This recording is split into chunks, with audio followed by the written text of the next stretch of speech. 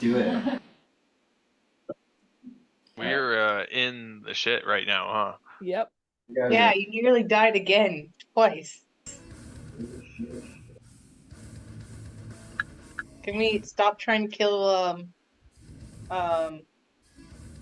Terrence, please?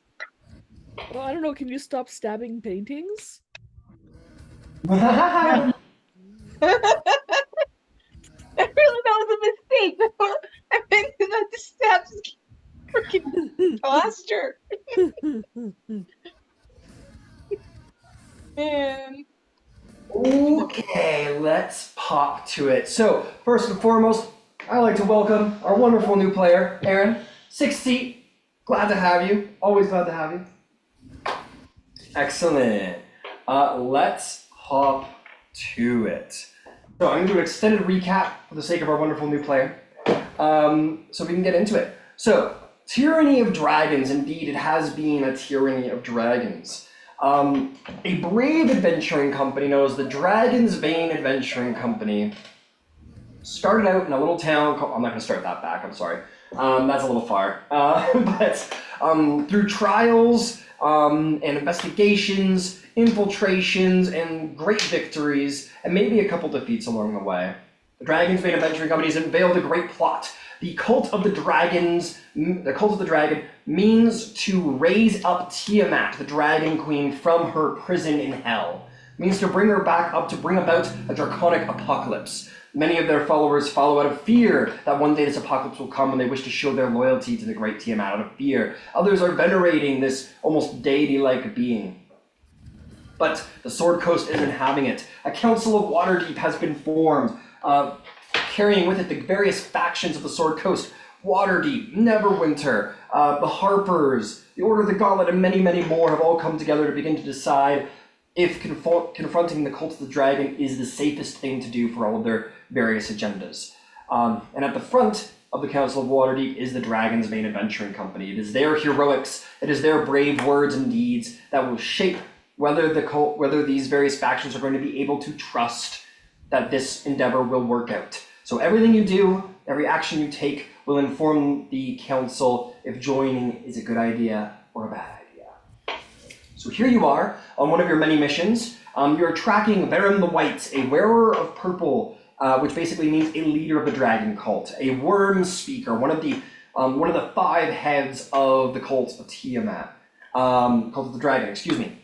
You are hunting down Verum the White, a dwarf with who is sort of the representative of the white dragons, the cold element, who has lost his dragon mask, a relic of great power, and is here seeking it out.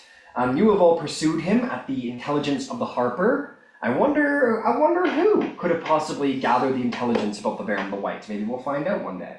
But for now, you have all been sent by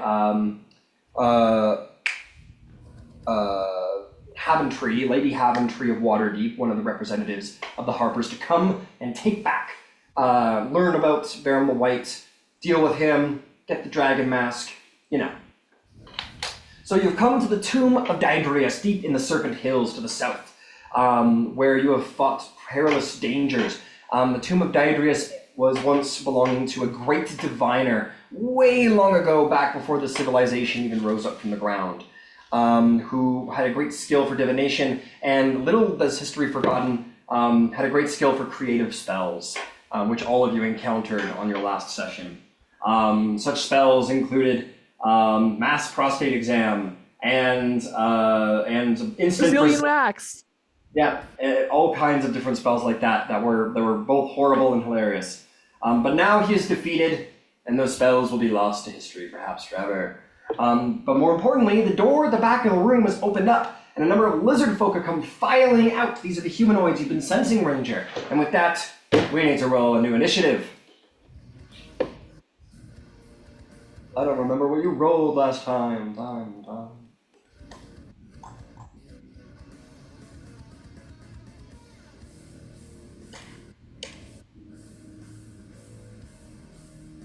And who am I missing? Oh, I didn't get Terrence. That was weird. All right, roll them up, folks.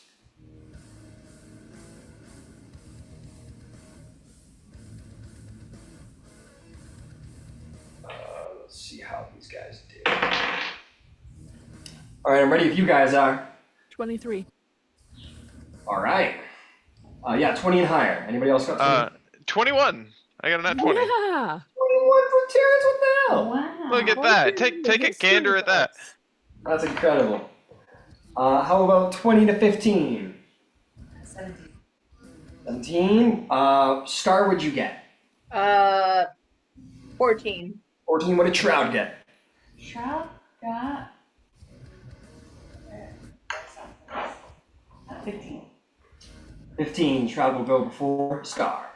Okay, that brings us to initiative. Ciela, you turn around, you see that a secret door is open in the back of the tomb, and a number of lizard folk have come sort of out a little, not surprised, but like very much on guard, and sees all of you there, and just sort of like hisses in your direction angrily. What do you do? I cast whatchamacallit?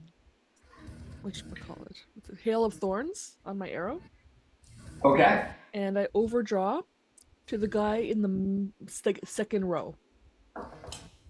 Understood. Guy in the second row. Yeah. Yep, there's 6 of them. You want to hit that guy, let's say? Yeah, Or you're over here, so why don't we say this guy instead? that's fine. Yeah. All right, give me an attack roll. I'm sure it'll be very difficult for you.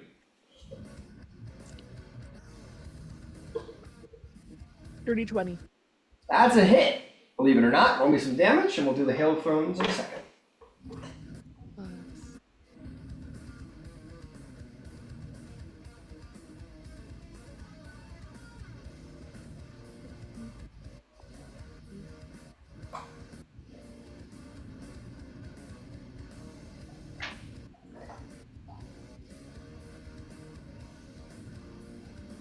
Uh, 22. 22 damage, fantastic, in the Hail of Thorns. Hail of Thorns. I did that wrong last time. It's a DC, Dex 15. Got it. And that's for everybody, I assume. Yep, and that's a first level Hail of Thorns. Understood. Nobody succeeds. Excellent.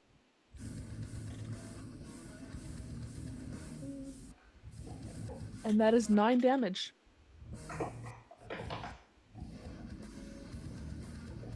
All right, 9 damage to all. Fantastic. I'll begin to mark that off. Another great shot. You want to take a second shot? Yes, I do. All right, go for it. With overdraw. Overdraw, fantastic. That is a 16. Yeah, that'll hit. Okay.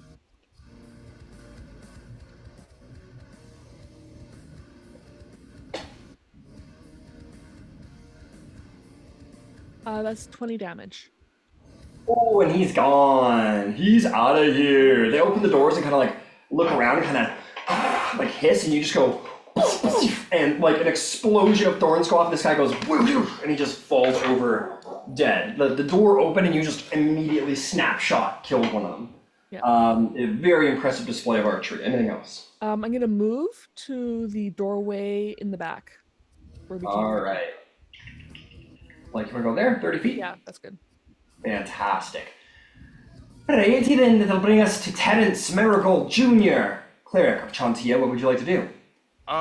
Yeah, I think, since I'm reacting so quick as well, I'll, turn around and, like, snap my fingers and cast a Insect Plague.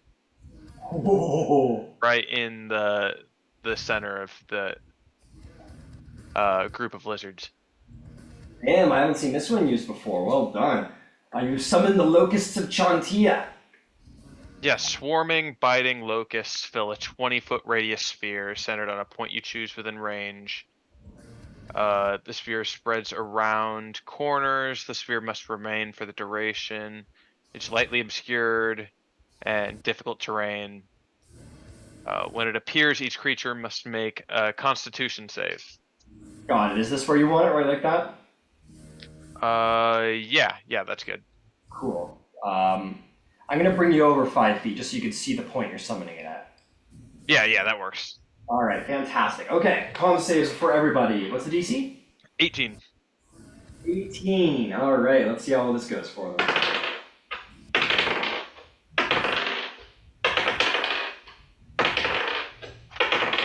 None of them succeed. They all fail. They just were not ready for this at all, I guess. Alright, then they take 4d10 piercing. Oh, 4d10. Okay, I thought you said 40. Yeah, 4d10. I thought you said 40-10. I was like, what the fuck? So 50. No. Yeah. 6, 10, 12. 12 piercing damage. 12 piercing damage. Youch. These guys shouldn't have showed up to work today. Should have had the sick day. And a creature must also make the saving throw when it enters the spell's area for the first time on a turn or ends its turn there. Understood, Terrence. What a play. All right. Anything else? I'm probably gonna back off around this sarcophagus. All right, there. Yeah. Okay. Fantastic. These huge, like, locust bugs, like, that big, just, like, landing on these lizard folk, tearing the scales off of their flesh. You hear them sort of retching and screeching. You hear them speaking in Draconic, vaguely. You hear just, like, little, like, words here and there of, like, just, like, little words, nothing discernible from all the, like, loud buzzing insects. It's lightly obscured, so you will see the guy in the back. It's going to hit a dash action and run 30 feet. 5, 10... It's difficult terrain. Yep. 15, 20. And as he steps out, he's going to get his last 20 feet. So 5, 10, 15, 20. We'll catch up with him later. He ran away. He was like, this sucks.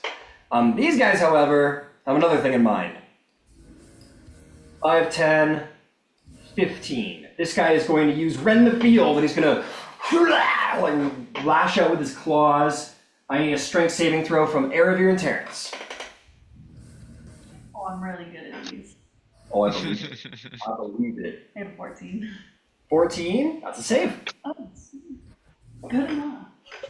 I got a 4. You get knocked against the sarcophagus as he knocks you prone. And then he's going to, so he went 5, 10, 15. He's going to go 25, 30. This guy's going to go 5, 10, 15, 20. I'm just going to get him in the room. 5, 10, 15, 20, 25. 5, 10, 15, 20, 25, 30. Hey, Terrence, you're really prone, buddy.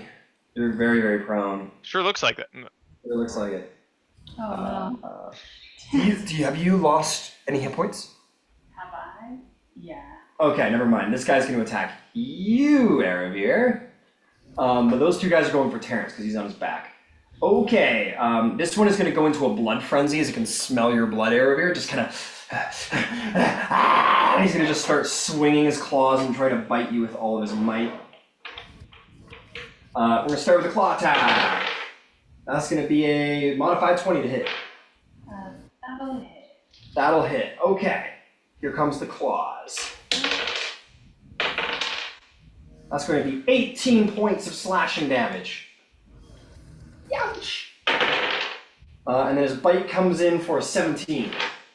Miss. Miss. Alright, Terrence. You put your shield in front of you and hope it protects you. Here comes the damage, my friend. That is going to be a 23 to hit. That'll hit. Alright, that claw is going to be... that's going to be 12 points of slashing damage. Bite coming in hot for 18 to hit. That'll miss. That'll miss. Next claw attack is going to be 21 to hit. That'll hit. That is going to be 10 slashing damage. And here comes the last bite, which will not hit with a 12. So these two guys just jump on top of you, Terrence, and start doing the, like, werewolf animation in Skyrim, just like on top of you. This one turns around, starts biting at you, Erebir. And that is going to be the lizard folk. Erebir, what do you do? That bonus action, Blade Song, Alright, and then make some attacks. go for it. You have Blade Song going last session? Mm-hmm.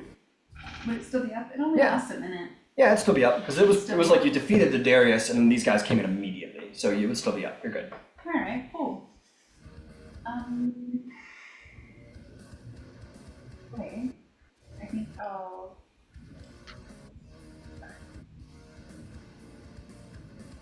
I'm going to attack my rapier. Sword burst on my cantrip. It's a dex Sword 17. burst. Dex 17 for these guys, no problem. That's gonna be a failure, and another failure. Alright. They each do 8 force damage. 8 force damage. Understood. They are looking bloodied. Well done. What are the ones that was attacking Terrence? Attack with my second. Understood. Well, 18 does hit. Well done. And roll damage. That'll be 11 slashing. 11 slashing damage. He will take the 11 slashing. He is barely standing. You hurt him pretty darn good. And I want to use a charge for 5 more damage.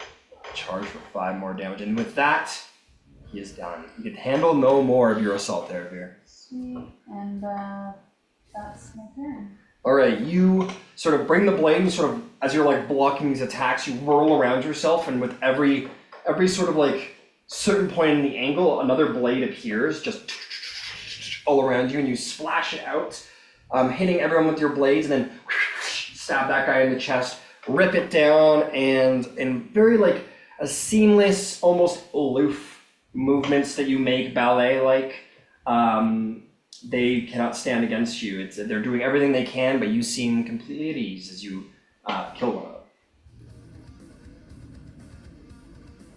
Now it's Shroud's turn, right? Now, indeed, it is Shroud's turn. What would Shroud like to do? I think Shroud's still raging. Yeah, Shroud is still be raging. Okay, and then did she have the dancing longsword out too? Yeah, Dancing Longsword is active. That is right. And where is it? Right behind Shroud, right there. And how far can it move on a turn? Like 30? I believe it moves 30 feet. Okay, can I fly it towards the closest one that was attacking? Yes, you can. So 20 feet gets you right there. Excellent. Yeah, we'll do that. And bonus action to attack. 16 hits. Go ahead and roll damage. Okay. Oh, only 6 damage. Only 6 damage. Okay, no problem. And then with Dragon Queen Shroud, I'll go. Can she stand like next to that brazier, or is that space considered occupied? Right here. No, to get the flank with Airveer. Oh yeah, that brazier is occupying the space for sure. Okay. Brazier, whatever. Got it. No worries. We'll go just north of the Dancing Longsword to get the flank with Terrence instead. Alright, you're running into the insect plague? Oh shit. You have to roll a con. Yeah, it's a con save and it's slashing damage, so it's... Piercing, I think? Oh, piercing? Okay. So Rage would give you... Shroud's hardcore. Okay. Shroud doesn't give a fuck, runs in hardcore, make a con save. That's a +9, so I'm 16. Oh, that fails. Yeah, 6 con save will fail, but you'll still take half damage. Well, it failed, so it's full, right?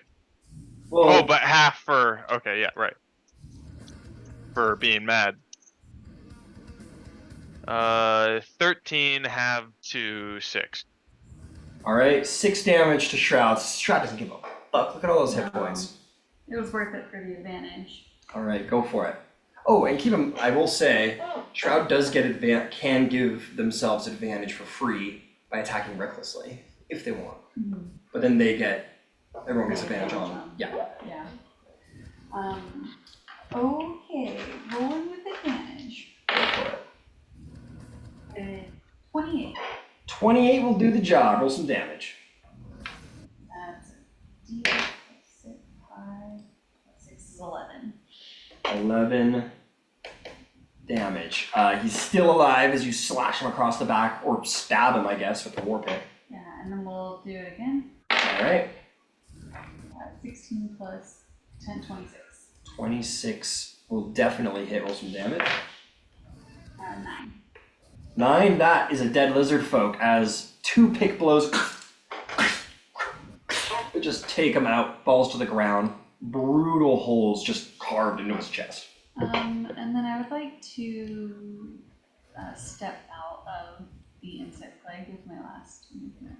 I think I have 10 feet left. You were here? Where were you? You were over here. I think you were... I was right there. Yeah, you were right there. So you'd get to here, which is, we're going to call it 15. Yeah, okay. You get out with the last of your movement, yes. Alright, and that's Shroud's turn. All right, well done, Shroud. That's going to bring us to Star. Star, it is your go, my friend. There are lizard folk to be slain, just like the old days. What do you do? One, having trouble with my own black cat. She is very relaxed and hurting my arm. She's very heavy. Okay. I'm pretty hurt, so I'm gonna see about switching over to my crossbow and shooting. Yeah, fair enough. So we'll say you step 5 feet up so you don't lose anything in the cover. You can fire your crossbow over top of the sarcophagus, and no matter who you hit, you'll be getting sneak attack. So take your pick. My cat just meowed at me. She's very mad. Okay. Okay, fine. I'm putting you down. Putting you down. She's not happy. Get out of here, I'm playing D&D. Yeah. Okay. Let's see. Let's see if I can hit one of these people. 19. 19 does hit. Roll me some damage. Would you like the one on the left or the right? Which one is probably less hurt because it's going to be sneak attack? The one in the middle looks to be doing a little bit better. All right, let's aim for that guy. All right. All right, so I need 1d8. I need, I think six of them. Dice? Yeah, 6 d4 sixes. I feel like there's one more dice, but I'm not sure why. No, that's with the daggers. Never mind. Ignore me. Okay. Guess it's gonna be a lot of damage. And I got +5. Get the calculator. Wow, I only rolled a 1 for my d8. That was so sad. Only you're better at rolling. Yeah. Speak to Star about that. I wish I knew how to fix that, but I can't. She's really bad at it. Alright, total damage is 29. 29 damage. Youch. I wouldn't walk away from that. And it sure as shit doesn't. It falls over dead. As you shoot it in the back, it just drops to its knees and kind of hits the ground hard. Nice. 1 left. What do you do, Star? You got a bonus action and movement left. I was about to say I can't hit him with the crossbow twice, so I guess I'm just gonna stay where I am and maybe I will go. Can I hide behind the this is gonna sound really stupid. Can I roll this for stealth behind the sarcophagus? Yeah, sure. Why don't we just say you dive inside of it? That'd be funny. I was actually thinking about that. I feel like I'm gonna get cursed. Well, He's like back in there. He's like, "What the fuck are you doing? Get out of here!" Yes, Star, if he's there for the Brazilian wax. It's a little more desecration. Yeah, healing Don't potion. worry. I swear I was sorry about it last time, and I'm still sorry. But can I hide out? I'm gonna roll for stealth. Yeah, stealth check for sure. Let's go. Again, reliability helps me today. 23.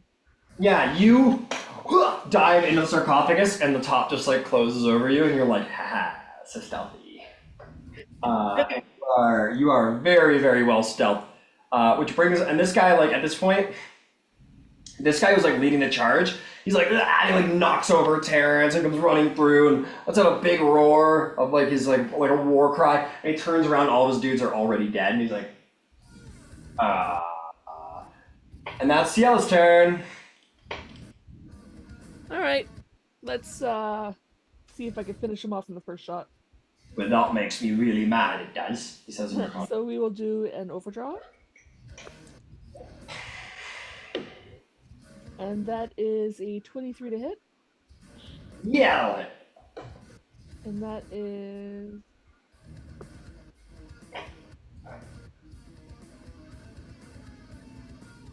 21 damage.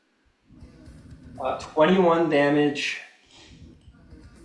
Let's see if he's still alive. He is not. How do you want to kill him? Arrow right through the nose to the back of the head. Nice. All right. It goes right through.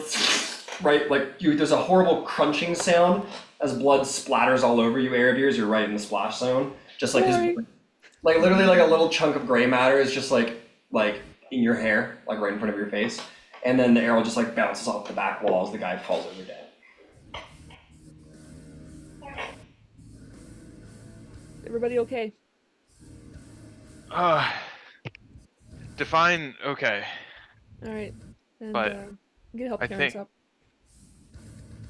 I'll take your help. I'll stand up. I think our cover might be blown. Yeah, this is only 5. One of them must have gotten away. Okay, let's reevaluate. I'm gonna cast what is it? Aura of Vitality All right. for a minute and cancel the. I'll drop concentration on the insect plague, Yeah, no problem. and I'll start handing out d6s. Fair enough. You guys are a little beat up. All right. First, I'm going to send the first round of healing to Star. Yay. I am really hurt. I am gonna crawl out of that poor sarcophagus again. 8. 8. Yay. Do you take it? Yes, I I will have- take it, please. Okay. I am really, really low. I'm below half. Still Okay. low. 10 Yay. and 9. Yay. Okay, that's more than enough for me. I'm at 61. That's Okay. good enough. I'm gonna take some for myself because I'm selfish. Yeah, Soft. you need some. Yeah, you're soft. Better you. Just like, you can't believe you. You can't believe you done this. 8. Well, that's Snake Eyes. Uh-oh.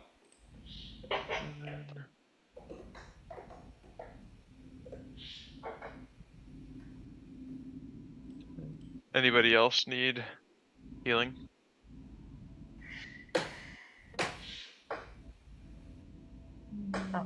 Anybody? I can always take more. Yeah, we're gonna split these if nobody else wants it. Yeah. So I'll give you 2 more. 9. Yep, I'll take that. Yay. Oh, reroll the 1. Another 1. So 7. That's for you or me? That's for you. Okay. That looks better now. And 8. Okay, and I get that out in a minute. Nice. Well done. Okay. Can I check this sarcophagus for cool magic items? Yes, you can. You open it up and you find Star, the greatest gift of all, friendship. I had no idea. Hi. Starts like, here, I give you, reaches inside the thing and then just like grabs the nearest thing and give it to her. I don't know what it is. Thank you for this. Probably Hopefully it's not Here's a a bone. mummy bandage. No, all the buns. All the bones were used up by the mummy lord to become a mummy lord. You know what I mean? Sand, Alright. lots of sand. All right. I have something for you guys. Give me a minute, and I'll hand it to you in a second. Oh, something for man. us? I was about to Yeah, say, it's let in me the investigate it. box. Oh, Oh, it's too late now. It's too late now. That sarcophagus is open. That baby's been cracked.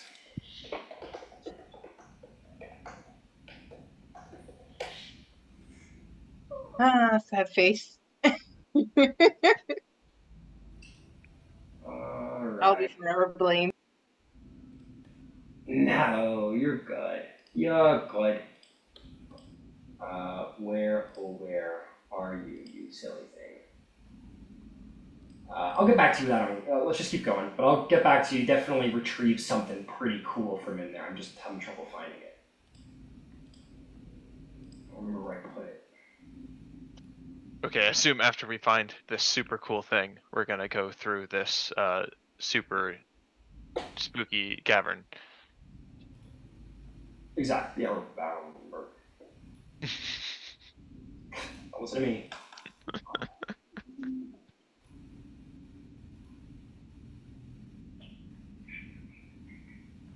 Yeah, can I listen to see if the one that got away was like going for reinforcements? I want to hear if someone's coming. Really quick, I'm gonna give you your item because I found something really cool and it's awesome. You pick up this strange scarab out of the tomb. Yeah. And you look at it and it's kind of weird, kind of gold. And as you're inspecting it, an inscription appears on its surface. Just sort of all this writing sort of magically inscribes itself on the front of it, revealing that this is a magic scarab of some kind. Can I cast Identify on it? You can. And you learn what it does. This is the Scarab of Protection. Wondrous item, legendary. Legendary. Requires attunement. You gain 2 benefits when it is on your person. The first is that you have an advantage on saving throws against spells. What? The second is that the Scarab has 12 charges. They do not recharge, but they have 12 charges. If you fail a saving throw against necromancy spell or a harmful effect originating from an undead creature, you can use your reaction to expend 1 charge and turn that failed save into a successful one. That's pretty fucking cool. But then once you run out of charges, the scarab crumbles into powder and is destroyed. So you get 12 of those. That's what you get. Well, Terrence, you really came in clutch in that undead battle. Is this something you'd be interested in? In that possibly cursed scarab. Oh, possibly, but there's only one way to find out. Oh yeah, speaking of curses. Yeah, I suppose so. Oh, speaking of curses, as a reminder, you tried to heal Star last session, and it did not work for some reason.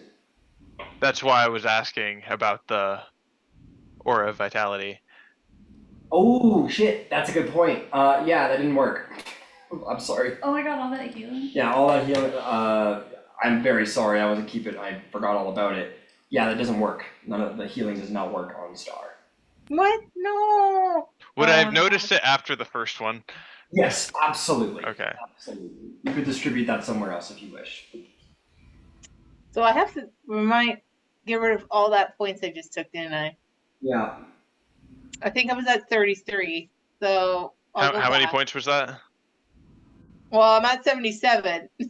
So if I was at 33, It'd be 44. 44. yeah. I'm sad now. Yeah, I'm sorry, Star. That was my mistake. All right. So Okay, first, I'll just go back to Hurt Star again. first order of business. I gotta distribute these points. Anybody wants them? Bear could use a few. How many do you need? Like 10 would be cool. Would be really cool. 10. I got 30. I got 4 points to give. How's Shroud looking? Shroud took 6 damage. She's fine. It's going to Shroud. Alright. Okay. Next order of business. Can I inspect Star and see what is causing this ailment? You can. This will be a medicine or arcana check. Different information for different checks. Okay. I think I'm gonna. I guess I could do both. I have the same bonus. I will do Arcana. Okay.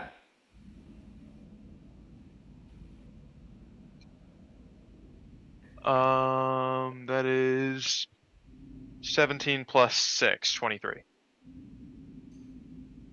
And this was medicine? Arcana. Arcana, my apologies. That's a really good roll. 20 plus easily gets it. You know that mummies are often feared, for they are known to place many curses on those that they're very much considered to be like, if you go near them, you're probably getting cursed. That's kind of what their deal is. So Star has been the unfortunate recipient of a one such curse, which is known as mummy rot. So Star is currently enduring an effect known as mummy rot. And Star, you would notice that your wounds are starting to stink and kind of look infected.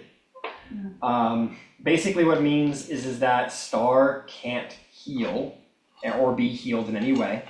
And every time Star sleeps, Star is going to lose points to the maximum hit points. When Star runs out of maximum hit points, Star is going to turn to dust. Oh no. Okay, that's not very good at all. You're gonna tell us to start that he can start panicking, right? No. There's no need to panic. Don't worry. I actually came prepared, and I'll reach into my bag. I'll pull out 100 gold pieces worth of diamond dust, and I'll cast Greater Restoration. Ooh, a little greater restoration, eh? Alright, give me a second. Nice. Does that work on curses? We're gonna find out. You imbue a creature you touch with positive energy to undo a debilitating effect. You can reduce the target's exhaustion level by 1 or end one of the following effects on the target. One effect that charmed or petrified the target. One curse, including removing the target's attunement to a cursed magic item. Any reduction to one's target, to one of the target's ability scores, and one effect reducing the target's max hit points. You take your diamond, you go, in the name of Chantia, I heal you! And you smash Star over the head with the diamond, and it crumbles into dust and wraps around Star's body and purifies Star of the mummy rot. And you see all that like infected, maybe there's even like little bits of grains of sand sort of coming out of the wounds. That all stops, and you feel this curse that's been holding you is no longer. You have been healed by the power of Chantia. Yay! And Star's just gonna look at his wounds and go like, well, that's kind of gross. Why is there sand coming out of my wounds? Was that part mummy? This is gross. Good, sorta. Ew. You were going to become dust if that went untreated. Well, I feel better now. And still, I'm really hurt.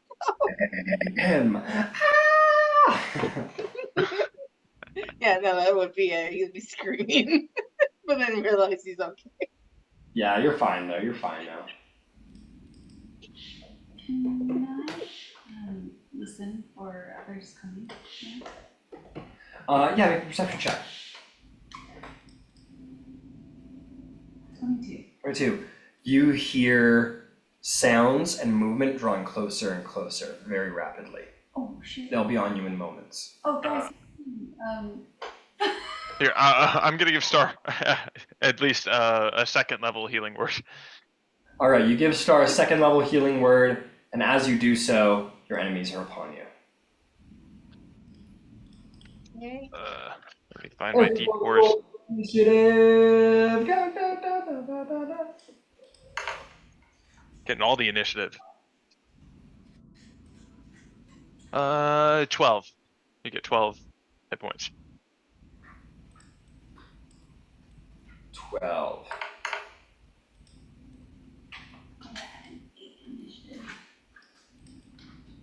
I guess I'll leave them here. Sure, that could be fine.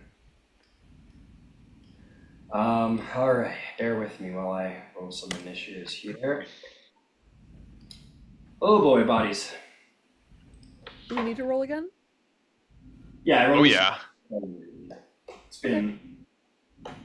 only been about 2 minutes, I'm gonna say in game time. Like 2 minutes have gone by and suddenly they're attacking. Alright, let's see here.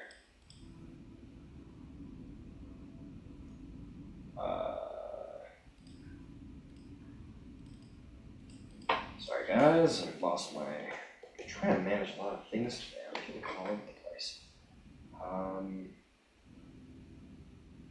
Go. And there we go. Alright. Oh my god, it's okay. Okay, initiative is up. That's gonna be 20 and above. Anybody? 27.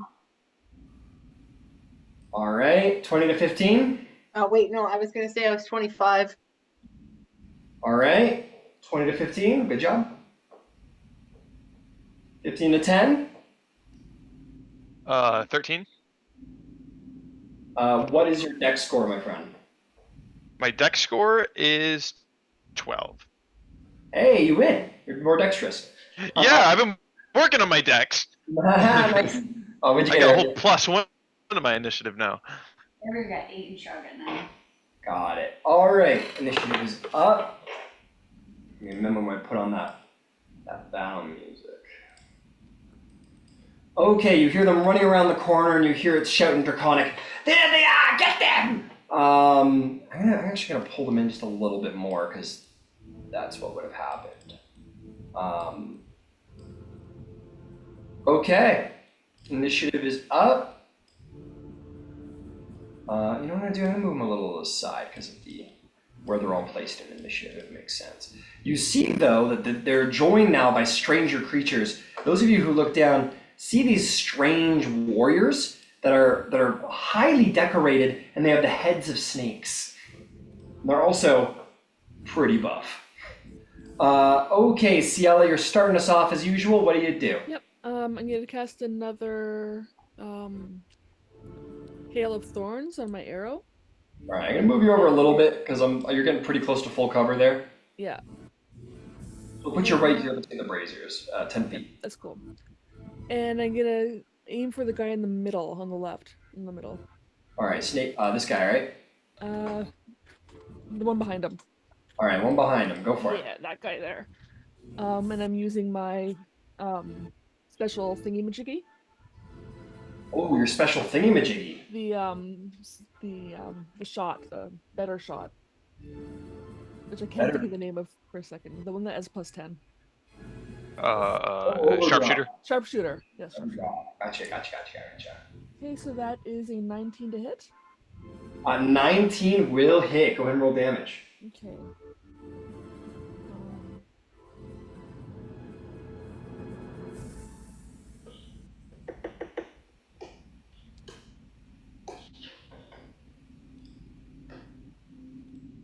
That's 24 damage. 24 damage. That's very good damage. Well done. And the DC, just to remind you, for Hail of Thorns is 15, Dex 15. 15. Understood. What's the radius? 5 feet. 5 feet. Got it. Okay. Here we go. Nice.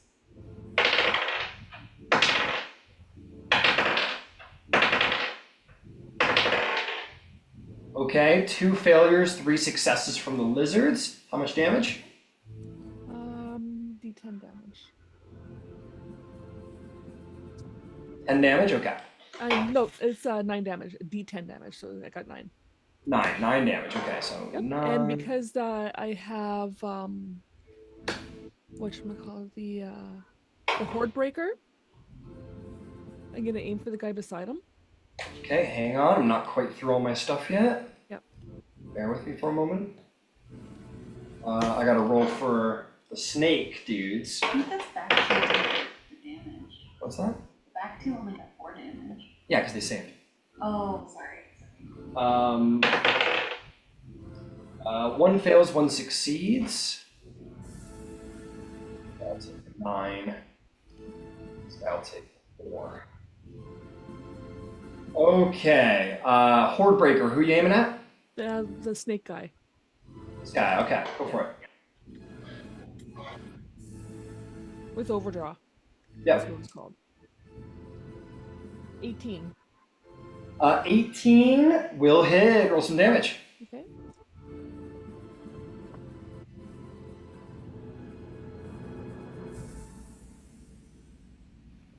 $27. Youch. 27. Well done. Anything else? I get my second shot now because I was Hordebreaker. Yep. So you get your second shot. Go for it. Yep. I'm going to aim at the snake guy again Go for it. with overdraw. 16. 16 hits. Go and roll damage. Okay.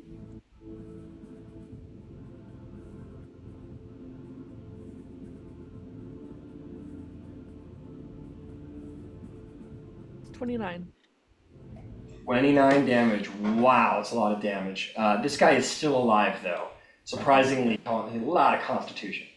Right. And I'm going to say to the others, I can see 5, but there's probably more because this is the dragon's nest. Okay, if that is your turn, that's going to bring us to Star. Star, this is the first turn in initiative. You have advantage against anyone you would strike. What do you do? All right, well, okay, I'm gonna try to hit the closest one that's closest. All right, you want to like walk up to here and like throw your dagger around the corner situation, or take a shot around the corner? What do you want to do? I think I'm gonna try to take a shot around the corner Okay, who you shooting? because I'm still kind of hurt. I'm hitting the snake. All right, snake guy, go for it. He's really hurt. All right, crossbow time. Alright. Oh, and it's advantage. Really, seriously, bad. It's bad rolls. 9 plus. Where's my crossbow? Damn it. 18. 18. With that, he is dead. He had 1 point of health left. You shoot him and just like nicks him, but it's enough to just take him down. All right. All right. It's just like, yeah. Wait, that guy was already hurt. Damn it. I guess I can't do another attack, so I'm just gonna go in stealth mode and pretend I'm not there. Yeah, throw yourself around the corner and go into stealth. Terrence, I'm going to put you over here because you were talking to Star. Okay, fantastic. Roll me a stealth check as your bonus action. All right, stealth. Such reliable talent. Wow. I know, I didn't even have to rely on it this time. 17 plus 13 is 30. Ooh, no one's noticing you, my friend. All right, that'll bring us to the Yuan Tai. They're going to run in. Wait, what do you mean run? Like, just 30 feet. I don't know. Oh, okay. So they're snakes. Do they have feet? Yeah, they got legs. They look exactly like these minis look like. These are accurate representations. They're going to charge in. This one in the front is going to make some attacks. You are no longer in stealth anymore, Star. They very, very visibly see you at this moment, obviously. And it's going to turn its head around and go, it's going to snap and try and bite you. Man, That is going to be a 21 to hit. it hits. You are going to take 4 points of piercing damage and 5 points of poison damage. Wait, I should ask. Did Terrence actually heal me? Yes, you got 12 points of healing. Yeah. Okay, I didn't actually put those in. Okay, now what was the damage? I think it was 14? and Four piercing and 5 poison. that's right. Yeah, thank you. Okay, so 9 damage. So 9 damage, and then he's gonna take out his his wickedly curved scimitar. That is, looks just like that. And he is going to, let's go for Star. He's feeling ambitious today. Or, I mean, Shroud. I meant Shroud is what I meant to say. 15, which, ding, bounces off the armor because Shroud's badass. Can we use a... Riposte? Yeah. Yeah, riposte. Go for it. Make an attack roll. 21 will hit. Go ahead and roll damage. You may add a superiority die to the damage. Excellent.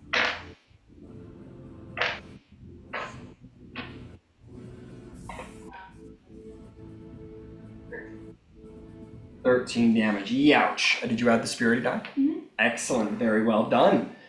So that's that one's turn. The one behind him has noticed you as well, Star. You're like right there. I think. Star's like, leave me alone.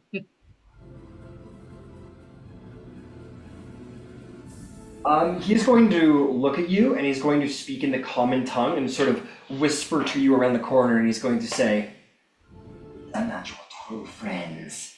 Tiamat will bring you great power. Kill our enemies. Kill your friends." Make a wisdom saving throw. Oh, you gotta be kidding me. One thing that Star is really bad at that. Oh god. 15. 15 is a success. Feel the influence overcoming you, but you manage to wave it off. This guy in the very back is going to do a similar thing, and he's going to look at Shroud, and he's going to say, "Bring glory to us. We could be your new, more powerful friends. Kill your old friends to make your new ones." And that is going to be a wisdom saving throw for Shroud. Oh. Oh man, if I could turn Shroud against the Oh, party. 19. Oh fuck, that would have been so cool. 20 to, yeah. Yeah, Shroud is like, no. And just keeps going. That is going to bring us to Terrence's turn. What do you do, Terrence? Let's see here. I see a lot of people in this hallway, and it would probably be a good idea to slow them down. So I'm going to cast Spike Growth in the hallway. Oh, Spike Growth, my old enemy. Old Faithful. Old Faithful. You want to do like, you want that to be where it starts? Do you want that front bar too as well?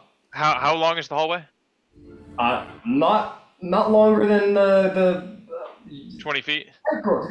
I thought you were doing No, not plank growth. Spike growth. The hallway. How long is it? Well, give me the radius first. Give me the radius of the Spike Growth. 20-foot radius. 20-foot radius sphere. That's what you're working with, my friend. If you wanted to like walk around the sarcophagus here, you could get a nice clean view for a point you wanted to put it at. So you could start it like here if you wanted. I don't want to catch. Yeah. Yeah, so you wouldn't get Star if you did that. Does that look good for you? Yeah, that works for me. All right. Fantastic. All right. The ground emulates with like massive, painful thorns. Very good, very good. Anything else? And use my action for that. I'll use my bonus action to... No, I'll hold on to my bonus action. Yeah, I'll end my turn there. Got it. The lizard folk are gonna go, "This is going to hurt, but it is for Tiamat!" And then they're going to charge in. That's gonna be half speed for all of them. So this one's gonna just dash charge. He's gonna get 30 feet, well, as long as he's in here. So give me, that was 5, 10, 15, 20. Give me, that's 4. Give me 8d4 damage for this guy. 8d4. 2, 3, 4, 5, 6, 7, 8.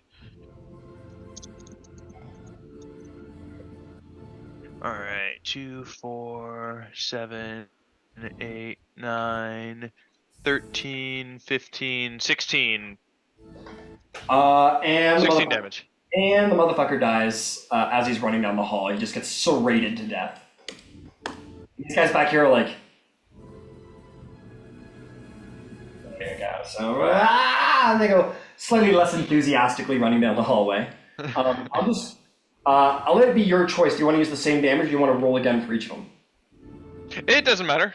If it's easier for you to just use the same damage, then. But I'll roll for them all. Whatever you prefer, sir, because it's your thing and it's fun to roll the math rocks. So, Another 8. 5, 10. This is gonna be 2, 4, 6, 8, 10. I need 10d4 for this guy. Oh boy. 20, 30, 40, 50. And he gets to here. 4, 7, 11, 15, 19. Oh, this guy is super dead. 22, 26, 27, 30. 30, yeah, he's dead. This guy eats it halfway down the hallway. This guy, that was 30 damage. Yeah. I'm gonna to this guy because he ran the same distance. He makes it through, though very hurt. And now roll me one more time, 12d4, because these guys at the very back have got to run through. Oh my god, I don't even. Oh wait, I do have. Okay. 10, 11. 40, 60, 20, 40. 4, 7, 10, 11, 15, 16, 19, 21, 25, 28, 32, 33. Yow!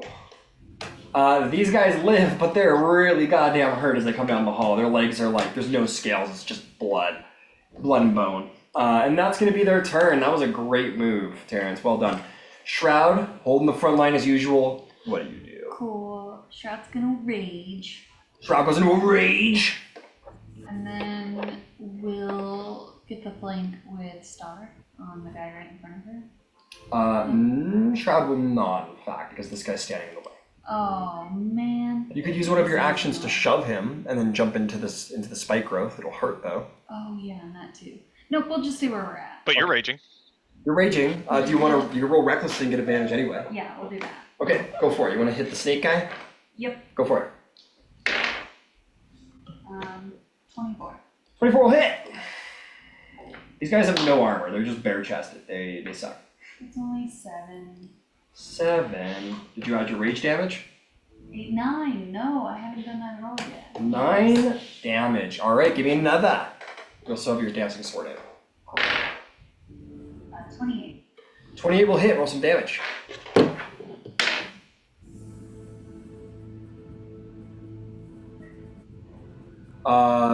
13 damage. Mm-hmm. All right, excellent. What does it say on the dancing longsword? Does that stay out for longer than a minute? Yeah. Okay.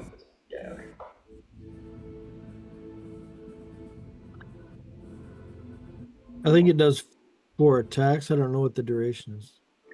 Yeah, that sounds right. For the 4th time. So as long as it stays out until it does 4 attacks and that's it? Yeah, and tries to return to your hand. Fantastic. Okay, so it's only made... I think it's only made 2 attacks so far. Okay, So it's got 2 left. Yeah, if you want to take another... Oh, you've already used your bonus action. Doesn't matter. To rage. Raged. All right, did you take your second attack? Yep. All right, then that's Shroud unless you want to do anything else. No, that's Shroud. All right, what does Erebir do? Oh, I think I got to guess. she'll use her Blade Song. All right, Blade Song. And then is there one right in front of me? There is one right in front of you. Okay, so we'll make an attack. All right, go for it. You certainly can. Very clever. Actually, can I move forward like a little bit so the green flame would jump? Well, I think the green flame jumps as long as the enemy you hit has someone within 5 feet. So this guy's still going to get it. Oh, okay. So I'm pretty sure how it works. Yeah, it's a target within 5 feet of your first target. Yeah. Okay, cool. So you're still good. All right. Green flame blade away. Oh, that's a crit. Ooh, it's a crit. Very good. All right, roll me some damage. So 16 from the one hand, right? yeah, so 16 Plus the, I think that's a D8. plus plus 8. So 16 plus 8, that's 24 damage. He's already dead, so don't worry about his damage. But give me the green flame blade damage for the guy next to him. That's not right. 14 down there. Oh. 14 plus 16, so 30 damage to the next guy. And he's dead too. Erebir, you, again, you're doing your blade song and it's just such a like an aloof, I almost imagine you have your eyes closed as you're just like, or not closed, but maybe just like slightly shut. You're just kind of doing your motions, very ballerina-esque, and you just like do this one carve and you like stab him in the heart, and then blade flames leap off from the tip of your blade as it penetrates through him and just immerses the sky and kills him. And you draw your blade back and you can take a second strike. Yeah, I've got to move forward, I think. You dance over the dead bodies, which is the most metal thing I've ever said. And you get right into 5 feet of this guy if you want him. Yeah. All right. Do an Elvish Warrior attack. All right. One. Oh yeah. Don't bother. Oh, okay. Actually, yeah, bother. You mark off the charge. You had 1 hit point left. You blast him. Erebir is a dancing, walking razor blade of death. As she moves her way through, she burns and scalds and slashes her enemies to death. Nice. Is there a bonus action or a rest of your movement you'd like to take? No, I think that's my turn. All right, well done. Ciela, it is your turn. Erebir has made short work of what's left of the lizard folk after running through the spike growth. There's just a couple of those snaky dudes left. What do you do about it? Alright, I'm gonna overdraw the guy in the middle. All right, step over 5 feet, get a little better view because it's getting heavy there. You go for the guy in the middle. 23. 23 hits. Because they're 12 AC.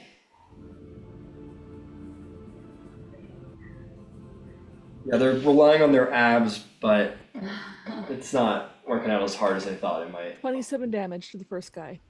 Oh shit, that hurts him real bad.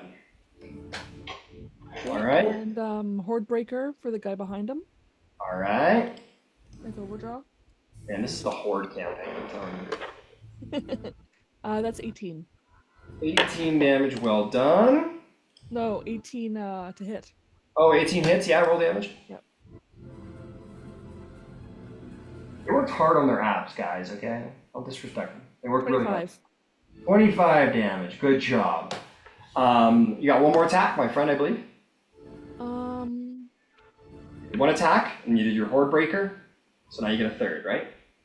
Yes. Regular attack. I'm gonna go the guy in the middle again. Alrighty. Alrighty then, bud. So our AC would be 11 if we didn't focus That's on a our core. 14 to hit. 14 does hit. Guys, we should have worked on arm day. We forgot arm day. All we did was ab day. We just worked on core and that was it. Dora's like, I don't work on my abs or my arms. Did you train me That's another 27. before you die? Yeah, that guy's like getting shot by arrows by Erebir, and he's like, or by Ciel, and he's like, and he goes, like, look, man, the thing you gotta know is that protein is everything, all right? You gotta have lots of protein. Muscle comes from protein. He's just getting shot like 100 times, and he's like, fuck.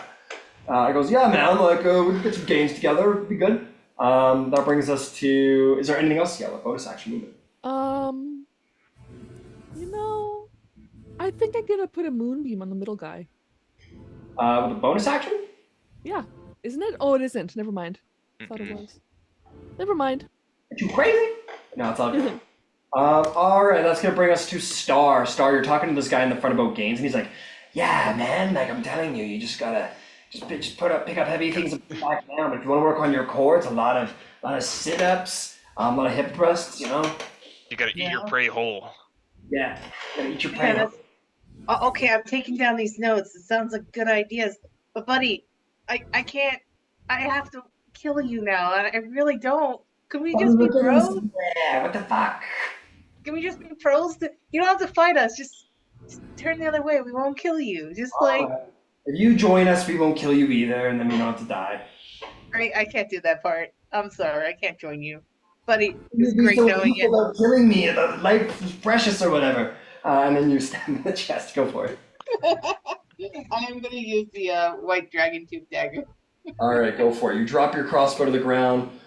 Quickly draw your dragon tooth dagger and stab him. Does it count as the cult? I don't know. He actually does not count as part of the cult. He is doing something else. Completely different cult. Completely different cult. Yeah, this is a different. Actually, that's a good point. I apologize. None of these guys at any point would have said anything about Tiamat. I think I was just in the moment and I forgot. But they haven't said anything about joining Tiamat or a dragon cult. They haven't said anything about that. My apologies. All right. Either way, it was 22 to hit. That will certainly hit. Go and roll damage. You'll get sneak attack. All right. And being that they're not the cult, I still have to do a +1 on them. Yeah, it's the +1, which should already be added on the computer. But you got to roll the extra 6 cold, I think. Yeah. Hang on. So just sorry, I have to look at the thing. D4. There's no sneak attack. There is. Yeah, you get sneak attack. Shrouds within 5 feet. All right, 6. D6s +1 for the cold damage.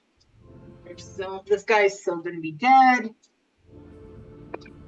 Oh my god, so many things. And +1. I gotta remember the +1, +5 on the dagger. Now everything else.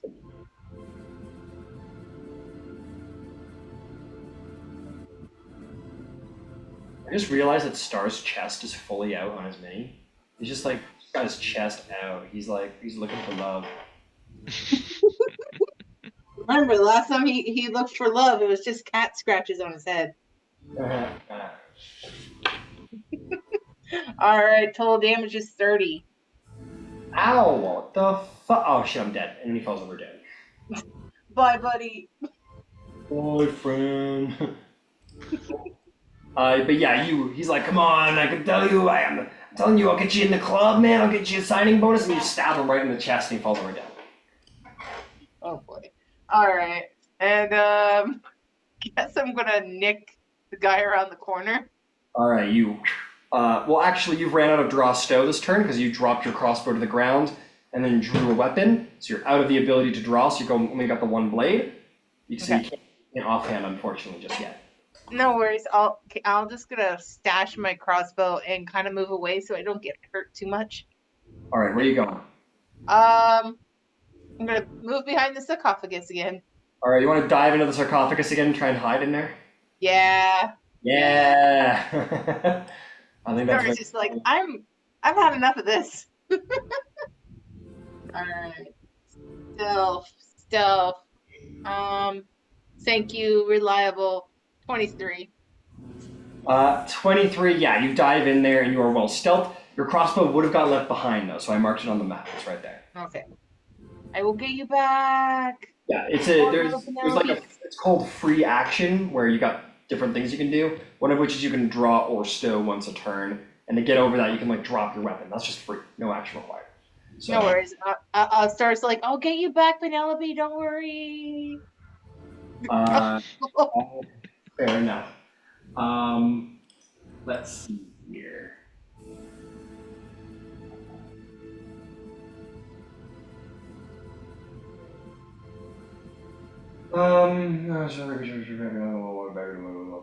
This one's gonna look at Shroud and say, "You know it's what you want in your heart. Join me, Sharuk, and kill the infidels." Make a wisdom saving throw for Shroud.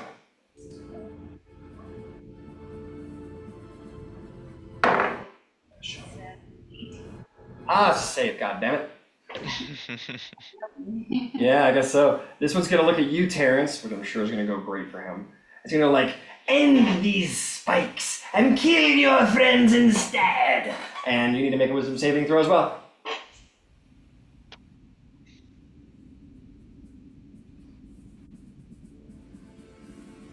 Uh, 19. That's save. You guys are not beset by these two guys, and they're gonna go, well, we gave it our best shots. That's all we can do. And he goes, that's right. And they like hug each other before they die. Terrence, what do you do? Well, now it looks brutal. They're gonna hug each other before they die. They don't actually hug each other before they die. They're cold-blooded. They don't give a shit. Okay, that's fine. I'll prepare a guiding bolt, Okay. and I'm gonna hit this guy in the front. First Go level. for it. Hit his ass. Doesn't deserve to live. 29. Hit him. Alright, and that'll be...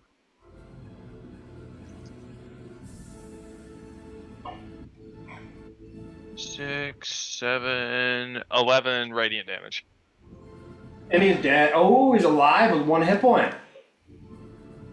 He's like, I will not fall until Misha-Luke summons me thence. Alright, I'll have my turn. That's it. Okay, cool. Lizard folk are all dead. Shroud. What do you do? There's 2 left that need killing.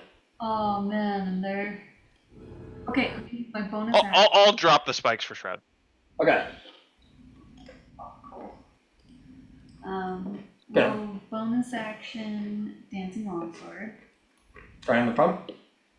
Yeah. Get him. You have advantage. Oh, cool. Privilege. Oh no, it's a 24.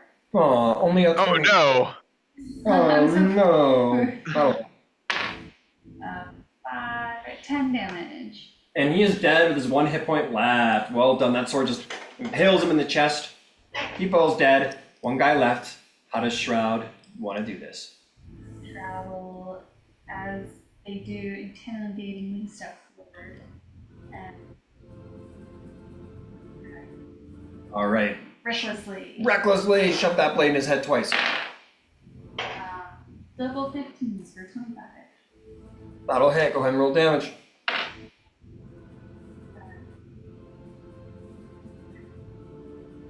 And rage damage? Yep. That includes. Very good. 9 damage, okay. And then a 28 to hit. That'll hit. Oh my god, we got 9 damage again.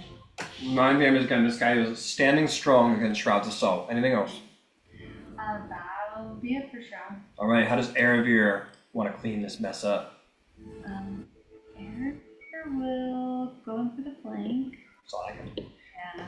You gotta take advantage of the mechanics where you can. Of course. Make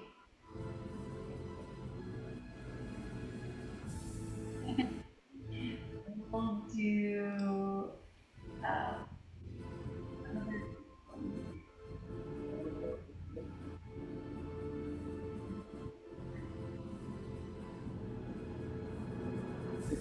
Damage, very good. plus, Barely alive. plus 2 Sounds right. plus 9. Plus 9, okay. He is. How do you want to do this? Oh, cool. Just a very dainty slit across the throat. And you slit his throat, and he falls, and he goes, and he like death throws all over the wall, blood spews all over you, Erebir, spews all over Shroud. He takes some of it and like throws it at Star, and then falls dead. I was in this conflict. How did it come no, into me? No, you're right. You're right. He throws it at your last known location. He goes, "No," and then you don't get hit. And with that, the battle is complete once more. You have earned the title of Slayers of the Day.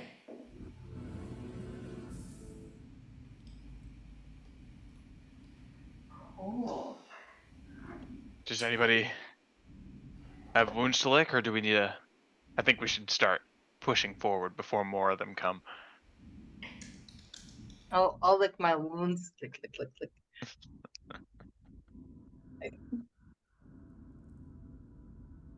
I'll grab your crossbow and stay in the back with me for now. Do you have any healing potions? I think I have 1 or 2. Where are my healing potions? Yeah, I have 2 of them. Can I use one? Of course, you can do whatever you want. Okay. I don't know how to use it. Which potion do you have? Just a I standard? have potion of healing, yeah. That's 2d4 plus 2 healing to you, sir. And reroll Alright. ones. Yep, reroll ones once. Alright, so 2 d4s. Wow, I got 1 that was 1. Okay, go away. Really? Twice? Okay, Yeah. there we go. 6 healing. Yay. I feel a little bit better. There we go. And bye-bye healing potion. Okay. And we found the Scarab of Protection. That's right. Alright, I'm gonna go ahead and add that.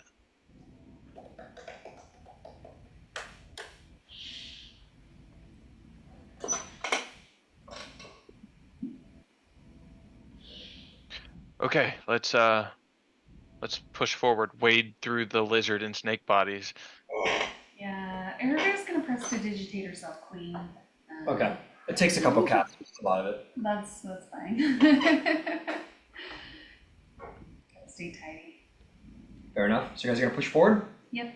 Alright, marching order. You can go 2 by 2.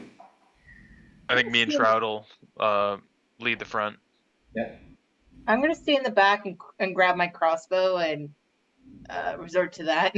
Probably pillage any knives off of these bodies. I'm gonna stay behind Star because I always take up the back. Star just said that Star wanted to be in the back. You So want to be in the very back? Okay, I'll be in front of Star. Well, we can be side by side if there's Okay. 2 of us. Alright, Erebir will just be in the middle, like Star, it's like you have your entourage again. You have your guards, just like when you were a little girl. It's great. We'll say that Shroud like redraws the dancing sword because it only had 1 attack left in it anyway. Oh, perfect, yeah. Sure. Cool, if you wanted to. I mean. Yeah, that sounds great. Okay, and you guys go forth. Well, this is gonna be tricky to try and only select you guys. I think I did it. Did I do it? Hey, Hey, I did it. I'm so smart. Okay. You guys make your way into a cavern. This is clearly an expansion of the previous tomb. All right. You're going to make your way down the steps deeper into these ruins of some kind, and you're going to find before you a bridge.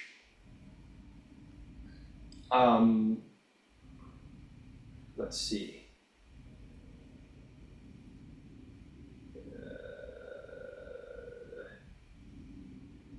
Okay, you make your way to the bridge, and as you get there, it's very slick. You can hear the moisture dripping off the high ceiling above onto the bridge, and you see that it is slick. The edges are but green curtains from long, mossy moisture. As this is happening, you are going to notice some yellow eyes in the dark. Let's roll some initiative. Come on. Did less than a minute pass? I'm going to say a minute has passed.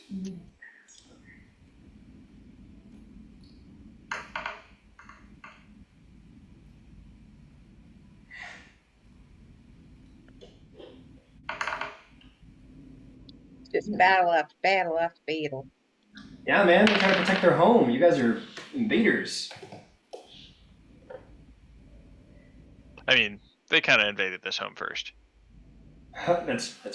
Can't argue that.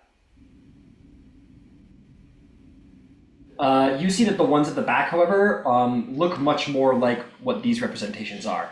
They are not like mostly men with snake heads. They are like They're massive, Lamnias. giant snakes with arms, basically. Lamnias. Let's see. We got some big old bows. I got big old bows, that's right.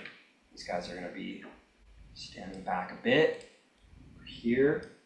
Can we see what's down below the bridge? That's a great question. What is the extent of your dark vision? 60 feet. 60 feet. Make me Make me a perception check at disadvantage because it's very dark down there. I should have my light. I got 11. An 11. You look down and you more hear than see. Actually, you do see movement in the dark. It's like the entire bottom of the pit is moving and writhing. Oh no, this is some Indiana Jones bullshit, ain't it? Why does it always have to be snakes?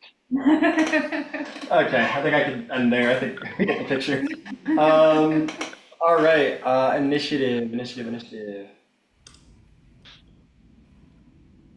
really fun. 26. Oh, that's dirty 20.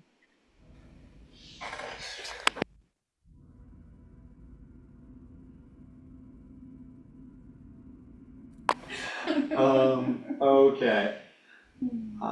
Let's see here. That's gonna be and the other bad guys are gonna roll. Okay, let's see how we're doing. Okay, 25-20. 26. Dirty 20. Yeah. Well, we're in the right spots. Yeah, already in the right spots. That's great. Okay, what about 20-15? How about... I see Taylor smiling. I'm guessing that Terrence got it too. No, not this time. I got a 14. Okay. Hey, that's good. So 15-10, 14 for Terrence. I got a 14 as well, but Terrence can go first. Okay. Would Shroud get? Shroud at 8. Or 7, sorry. 8 from Shroud. Oh, it was a 7. Oh, sorry, 7 from Shroud. What's Shroud's dex score? That would be 15.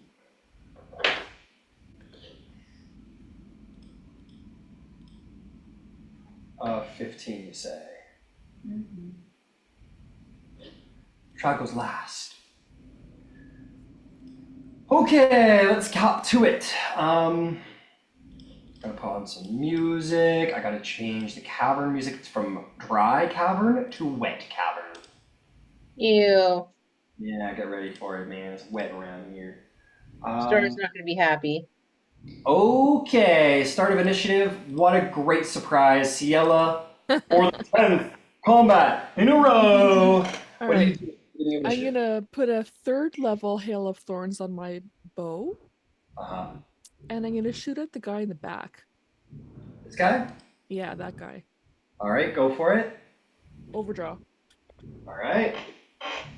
21. 21. My question to you is, do you have dark vision?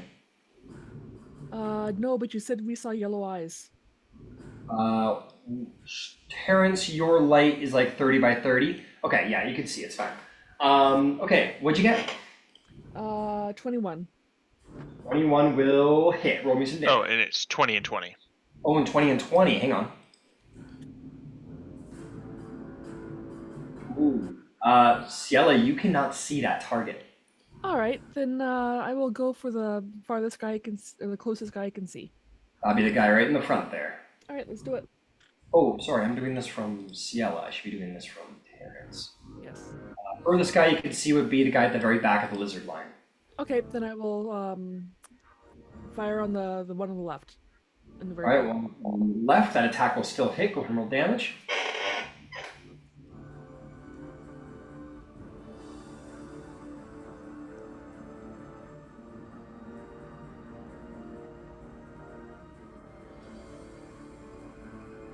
$30 damage. 30 damage. And, What else?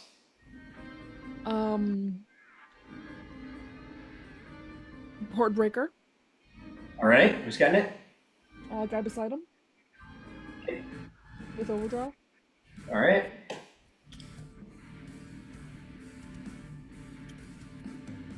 $18 plus 6, 24.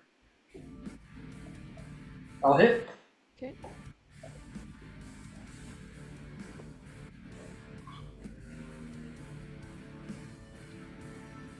Another 30 damage.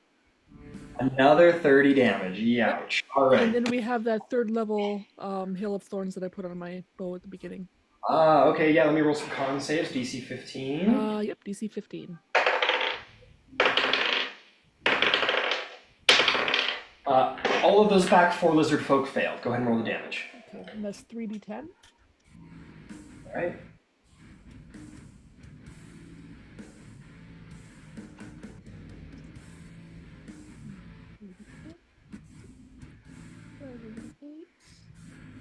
Eight, 16, 17, 18 damage. Oh my god. Yeah, that's some shit.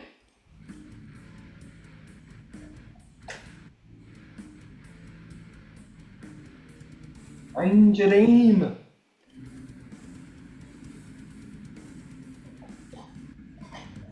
Big damage. Go ahead and roll. My second attack? Sorry? Second attack? Yeah, roll me your second attack. Yeah. Okay. Overdraw. All right. That is a 17 to hit. That'll hit. Okay.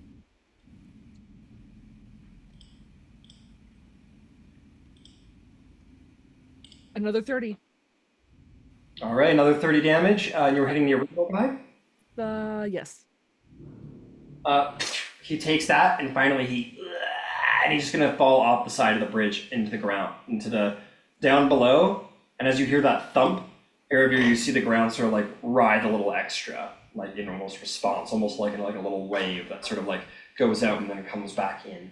Do I hear anything? Yeah, snakes. Yeah, it's snakes, you bet. What do you think? Puppies! No. Ciel, is there anything else you'd like to do?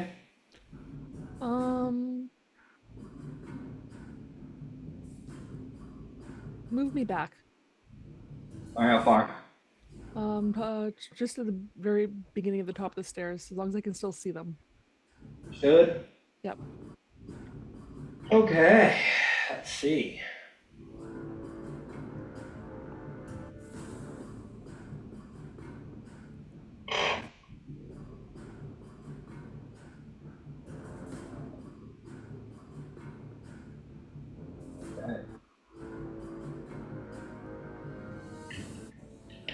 Okay, that's gonna bring us to Star's turn. Star, what do? Your dark vision allows you to see the furthest ones. Yes. So I am going to shoot the furthest one I can shoot, which is I can only shoot as far as. Oh, where'd my crossbow go now? It's like 80 feet, you're good. Yeah. Okay, so I'm gonna shoot the furthest one I can. All right. All right. And yes, my crossbow is named Penelope. Don't ask me why. I just went with it. Yeah, that's fine. Oh, It's God. Star, we don't ask questions. No. I rolled terribly, so it's a 13. All right, 13 does not hit. I figured. You shoot into the dark and it vanishes. Is there a bonus action or movement? Can't shoot the crossbow twice because I missed. So I think I'm just gonna sit there and kind of prep. You know what? If I can't do anything, I'm at least gonna prep my my poison dagger. Sorry, hang on. Wait. Wait, What? this is the first round in initiative. Did you roll with advantage? No, I forgot. Shit. I Okay, I remember. got better this time. Go ahead. It is 16 plus 9, which is 20 something. Much better. Yeah, go ahead and roll damage with sneak attack this time around. Okay, I forget. All right, 1d8. There's d8 and 6 d6s.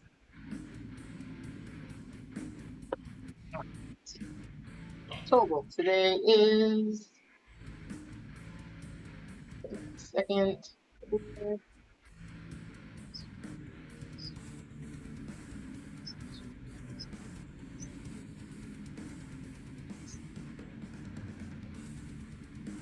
All right, total damage is 28. There we go. 28 damage. Fantastic. Is there anything Okay, now you can use your bonus action movement. What would you like to do? I'm gonna prep up my my venom dice, dagger in case I need it. Okay, your venom dagger, you pull it out. You don't get to use, you can only prep it as a full action. But yeah, you whip it out. Is there anything else you want to do? That's it. Okay. Incredible. We are going to move not to the lizard's turn, we're going to move to something else. As this battle is ensuing, tiptoeing ever so stealthily through the dark, there is going to be an individual who's going to hear the confrontation ahead. In the hole below, just barely skirting around various lizard folk and serpentine guards. Would you like to describe your character, Aaron?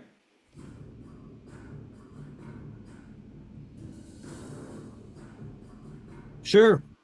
So, Subrosa is a female tiefling. And right now she doesn't look like she has any armor on at all. She's actually dressed in, relatively casual clothing, or at least looks that way. She's got a drum strapped across her back, a rapier, and a crossbow at her side, however.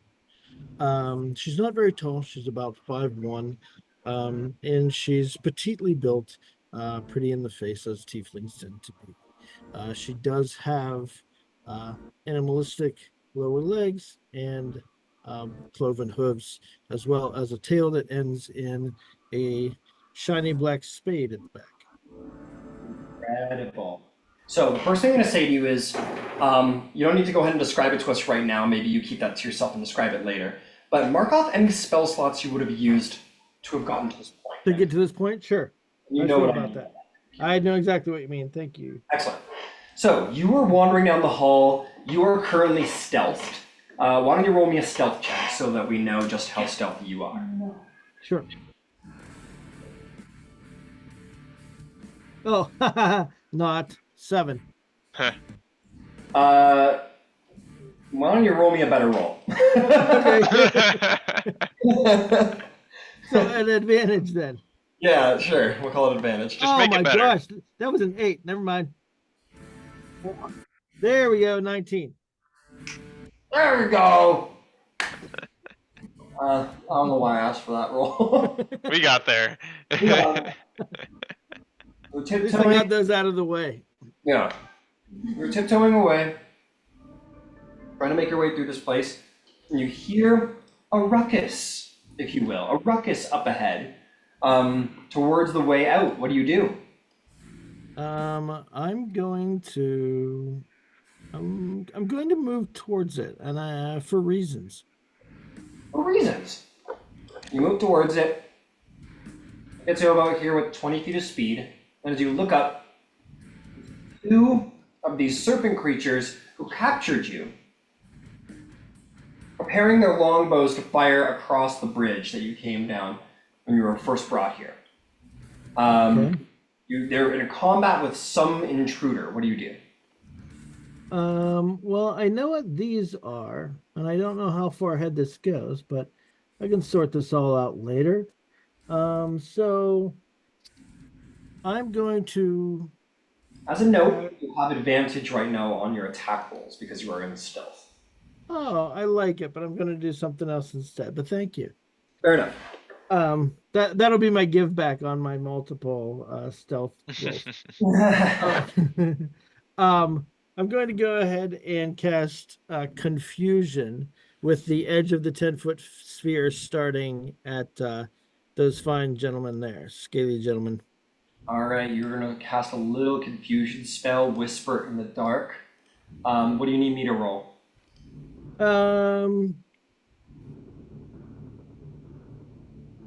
Wisdom, right? Wisdom saving throw. Sorry. Yep. Against 10 or 18. I was going to say 10. Okay. And these guys. Only one of the guys in the back here succeed. Everyone else is going to be considered confused. All right. One of those guys died, actually, so only 2 of them. Bro, are you a snake? Are you even a snake, bro? He goes, oh my god. All right, well done. You cast a little confusion. You begin to confuse the back line. Is there anything else you'd like to do? Bonus action movement? No, for right now, I think I'm going to see how that plays out. Fair enough. Okay. So you guys in this moment, as you're standing there preparing for the fight ahead, these guys here, actually, I need to take a quick.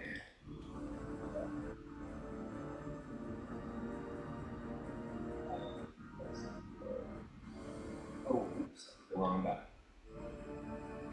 These guys in the front, those guys, originally they came in with just claws. These guys are a little bit better equipped with javelins, I believe. So they're going to take their javelins and they're going to throw them at you. The first 4 are going to throw them at you at the front line. So I'm going to say Shroud and Terrence are each going to receive. They're each going to receive 2 attacks.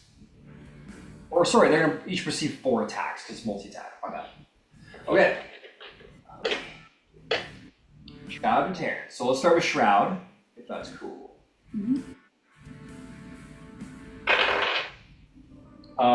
Double nat 20s. So just.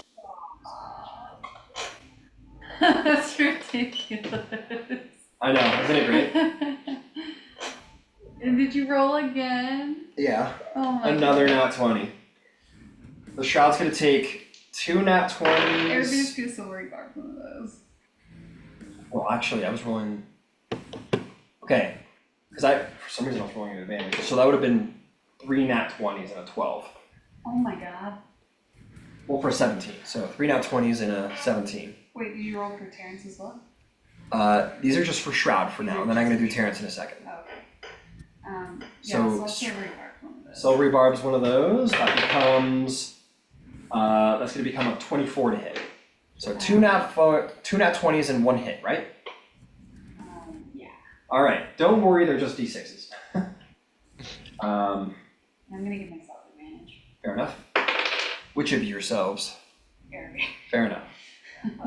Okay, that's gonna be the non-nat 20 is going to be 6 damage to Shroud. Oh, for fuck's sake! I missed my dice tray. Okay, come here. Good job. That's gonna be. It's gonna be 11 piercing damage. Okay. And it'll be 13 piercing damage for the last one. All right, that's Shroud. Terrence, here they come for you. Shroud would like to use her reaction Okay. to take these attacks instead with the arrow catching shield. Oh, very cool. Does it say you can just take as many of them as you want, or just one? I don't know. Whenever an attack makes a range, part of the attack instead. Use a reaction. So you can absorb one of these 4 attacks. Okay, you bring your shield over and block one of the attacks. Next attack isn't going to hit you with a 10. And the last 2 attacks are going to, one's not going to miss and the other one's a 22 to hit. That'll hit. All right, you're going to take a whopping 5 piercing damage. And then something very and then something very strange is going to happen. Something that you guys sort of look around at each other and kind of go like, that wasn't me, was that you? No, I don't even know what's going on down there. You look around and you see that the last lizard folk directly behind them is going to sort of it's going to start like swinging at the air and kind of just be like kind of losing his grip on reality. I mean, those of you with dark vision are going to look past even that. Oh, it's not their turn yet, so don't worry about that. That's going to bring us to your turn, Terrence. You see something strange is happening in the enemy line. What do you do? I'm gonna step forward a little bit and try and shed some light on the whole group of people there. Got it. You want to go to here? Yeah, that's good.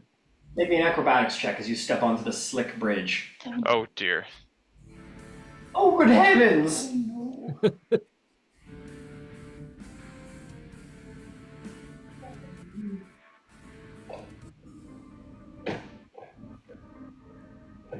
Oh. 11. You save, you're like, whoa, and you like slip, and you like catch yourself, and you don't slip off the bridge. Okay. Okay, all good. But seeing that this bridge is slippery, Oh, I am very sorry. That would have been a dex saving throw. What would you have gotten in that case? for a dex save, Yeah. much better. I would have got a 15. Oh, okay, good. So yeah, you don't fall off the bridge. Cool. That's all. Sorry.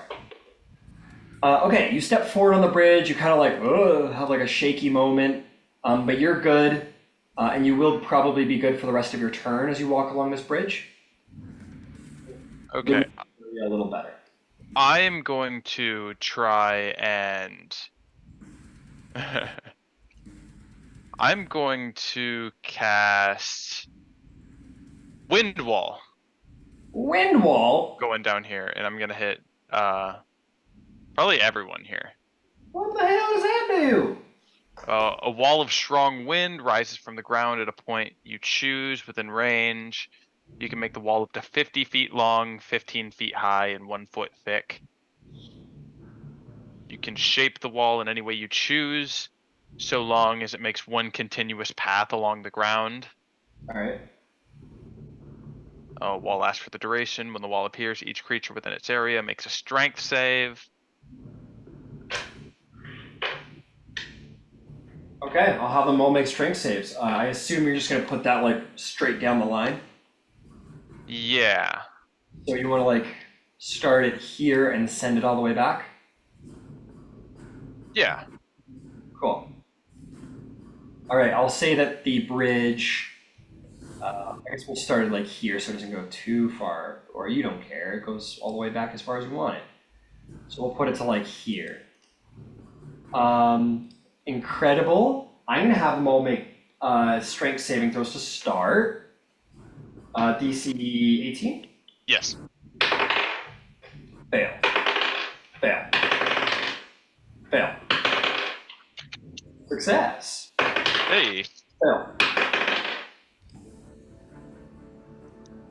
Success. So one fail from the lizard, or one success from the lizard folk, and one success from the Yuan Tai behind. All right. They take 17 bludgeoning, half to 8 if they saved. Got it. Moment. All right. Good.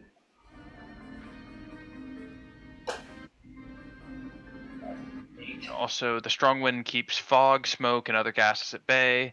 Small or flying creatures or objects can't pass through the wall. Loose, lightweight materials brought to the wall fly upwards. Arrows, bolts, and other ordinary projectiles launched at targets behind the wall are deflected upwards and automatically miss.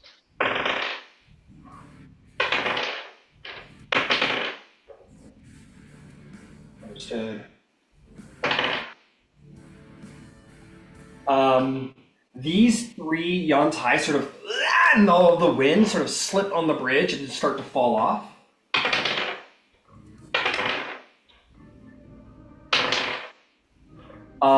These two guys manage to hold on to like the green hanging moss on the side of the bridge and sort of catch themselves before falling. But the last guy isn't so fortunate, and he kind of does the Darth Maul, falls down into the black deep. That guy is going to fall very far down. Let's see how he's doing down there.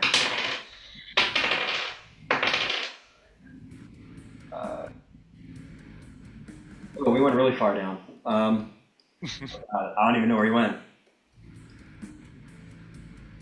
Oh, it was all the mist, that's right, making it real cool. So this guy took...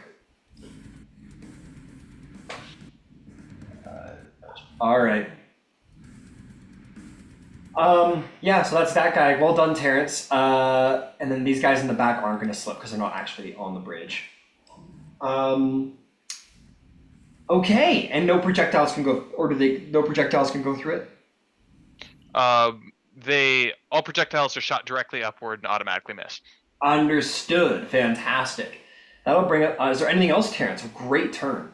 That will actually. You know what? I have some channel divinities that I can use right now. I'm going to. Here, what is it? It is. Go to my actions, bonus actions. Harness divine power. I'm gonna use one of my channel divinities as a bonus action, regain 1 spell slot up to level 2. So I'm gonna get a level 2 spell slot back. Understood. Okay, at the end of your turn, on the other side of the bridge, our stranger, who has yet to be acknowledged, you sort of cast this little confusion up. You see there's some confusion in the lines, swinging around aberrantly, and then you hear this huge gale of like wind, like a jet engine, just flying off, and you hear as like creatures are being thrown from the bridge, and then this massive wall of wind just comes, like almost like a geyser breaking through the earth, just comes flying down the stairs and stops just short of you. You get the sense whoever they're fighting against is of a miraculous power. Oh, well, that's very promising. Excellent. That is going to bring us to Erebir. What do you do on up there on your stairs, Erebir, with your security detail? I'm going to cast an Ice Storm. An Ice Storm? What does that do? It's a... What?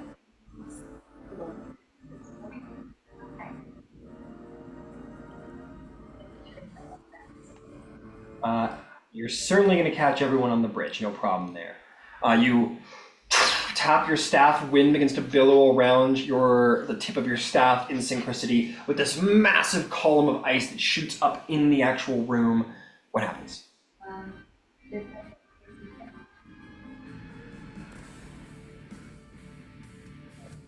Dex save, okay.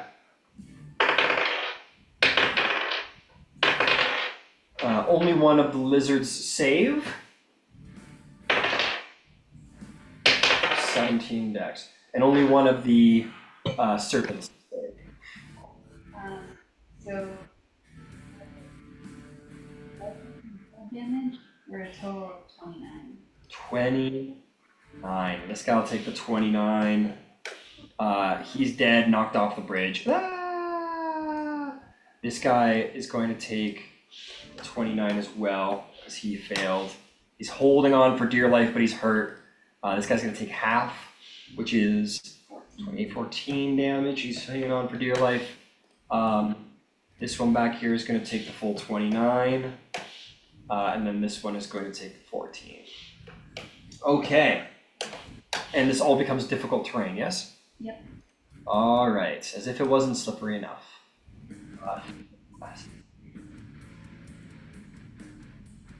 All right, incredible. And then my stranger friend on the other side of the bridge there, then you see like literally the most thickest tundra you have ever seen is summoned to the area, and ice is pelting them. It's literally like the wrath of God has opened up in that chasm. Oh, well, that's fantastic. That has to be them. Incredible. Anything else, Sarah? No. Okay. Oh, fuck. Shit's not good for the bad guys. Speaking of which, this one's just gonna kind of like look around uncertainly. And this one's going to sort of speak it at Draconic, or actually, yeah, in Draconic, and say something along the lines of like, "What are you doing? Fire at them! Useless! And is going to call across the bridge to. Arrow's gonna fly up and miss because of the wind wall. I know. Oh, okay. He's going to look across the bridge to see. I think Terrence and Erebir proved themselves pretty strong. I think we're going to hit Shroud again.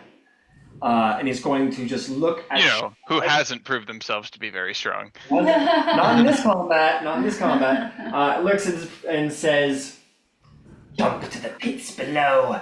A great reward lies for you there. Make me a wisdom saving throw, Shroud." Oh no. I am. I'm definitely going to get Shroud in some trouble today. 14. 14, huh? Mm-hmm. It's a failure. No. Shroud is going to go. What was that? I said bummer. Bummer is right. Freaking bummer, man. Oh wait, was that a? Never mind. Damn it, I missed it. All right. Yeah, you're a little late there, I'm afraid. Yeah, once the effect is applied, it's certainly too late. So Shroud, we're going to deal with Shroud in a second, but this one's going to turn around and go, and start running away. And is going to get to here and look down at you and say, "Prisoner Loose, what are you doing here?" Well, hello there. I thought we ought to have a little talk. Yeah, it's going to be here. I think run out of the window wall. And it's going to go, and it's going to draw a scimitar and point it in your direction, and that will be their turn. Bringing us to Shroud, who is going to simply begin to walk forward 5, 10, 15, and is going to simply allow themselves to fall off the side of the bridge. Get rid of cast Featherfall. Yeah, what's the distance on that? Like 60 meters. Okay, yeah, easy. And you're like, oh shit, and, oh, didn't you use your reaction already? Didn't you use silvery barbs? But I just You just had your turn. You just had your turn. All right, you're good. Yeah, so Shroud's just gonna daintily, gently float to the bottom. As Shroud gets to the bottom, not gonna be great. It's not gonna be the best. I'm gonna describe it so that everybody can enjoy it, but Shroud's gonna be the one who's dealing with it. As Shroud hits the bottom with no dark vision, No. Shroud is just going to hear writhing sounds of like hundreds of snakes writhing over top of each other. And is even going to hear like the slurping sound of various snakes coming out of the walls and dropping down. It's not a great scene, and as Shroud enters into that space, it's going to be attacked by a number of swarms of poisonous snakes. Is Shroud even susceptible to poison damage? Yes. Okay.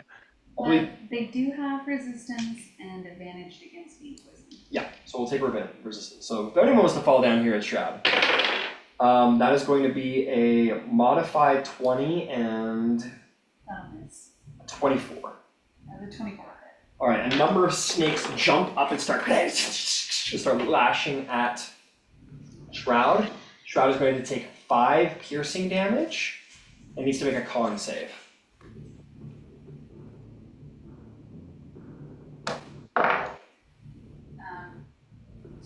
21. 21. Shroud is going to take, instead of the original damage, it's going to be 7 damage, which then becomes 3 damage because Shroud is resistant. But there are many swarms. These just happen to be the ones who are waiting for something to drop down from above, who are ready to feed. So as Shroud sort of shakes their head at having completed the suggestion and realizes their state, would Shroud like to try and climb out of the hole? Yeah, I think. All right, make me an athletics check to climb up and out of all of these snakes. Let me see if they have a grapple. Batman. Just like fashion a lasso out of the snakes. Oh, they do have a climber's kit.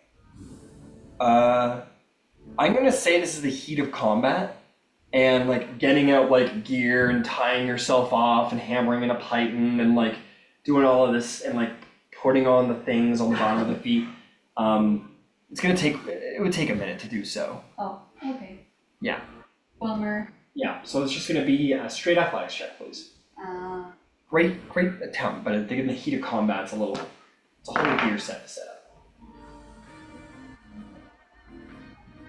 25. Shroud begins to make a break for the wall to try and start climbing up, and here's the horrible sound of like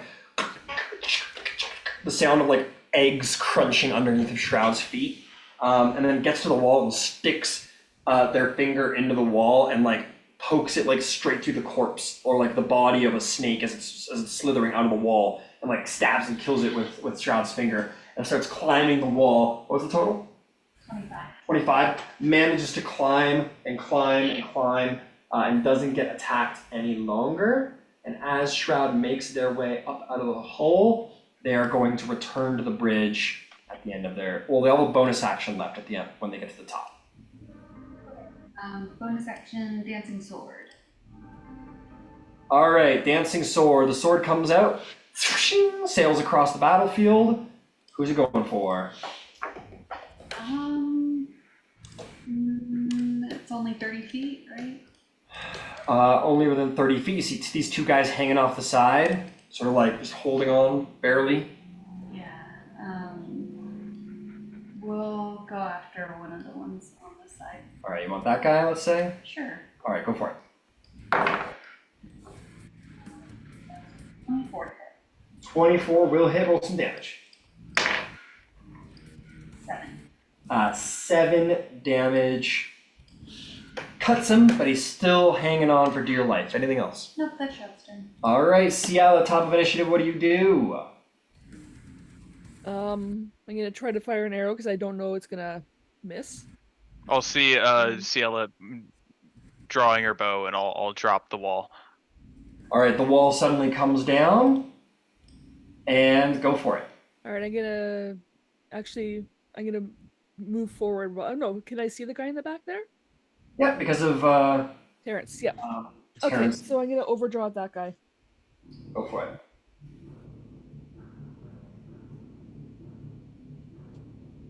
It's 22. 22 will hit. Roll some damage.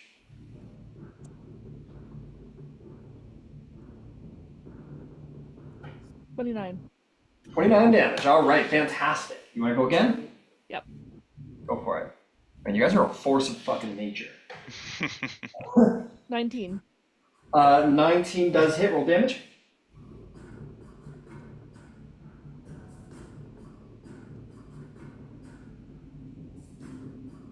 Another 29. 29 damage. That is a really hurt. This like snake abomination is incredibly hurt, but still alive.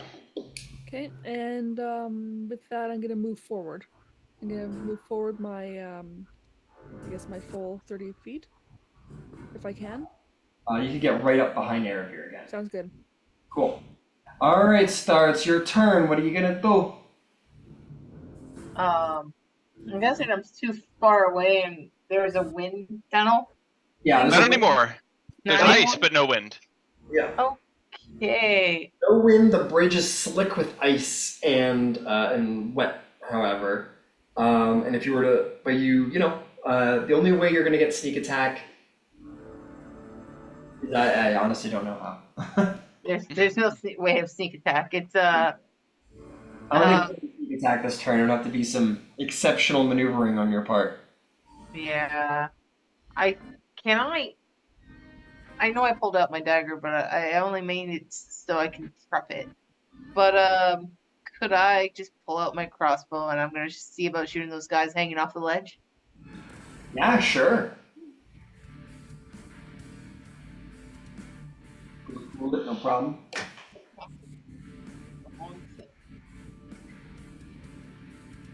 Let's see. That is the wrong dice. 16 plus 9 is 25 to hit. 25 will hit. Roll me some damage. No sneak attack. No sneak attack. Got it. No. Let's crossbow use 1d8. Where's the d8? I need one. Something just popped up on my computer. Oh wait. 1d8 was 5. Wow, 6 damage. All right, 6 damage to that guy. He's like back. He's getting slashed and iced and picked and bolted, but he's alive. He's like, I'm immortal. My God has blessed me. As he hangs off the side there. Is there anything else? I'll just be like, man, that guy guy's really devoted, but why is he still hanging there? He should fell. Just die. Wither with all the other snake people. Quiet with your judgments. I'm trying to be alive here. No, I'm fine. Sardis sits there and waits because he would have saw Terrence slip a little bit, so he's like, I don't care how grippy my paws are. I'm gonna stay here. Fair I enough. move forward a little bit, I guess, behind Terrence. Right behind Terrence, no problem. All right, fantastic. That'll bring us to the stranger. You find yourself facing down a horrific abomination of a young Thai. What do you do? I'm gonna. Well, first, as it's coming down the stairs, that was the. Well, I'll say to it. Did I hear you just catch a suggestion? That was awfully bold.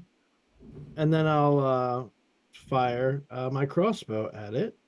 All right, you got a hand. Are you a crossbow expert? Because it's within 5 feet of you. Oh, it is within 5 feet. In that case, I will rapier it. All right, you draw your rapier. Go for it. Yeah, 26 to hit. Hell yeah, that'll hit. Roll me some damage.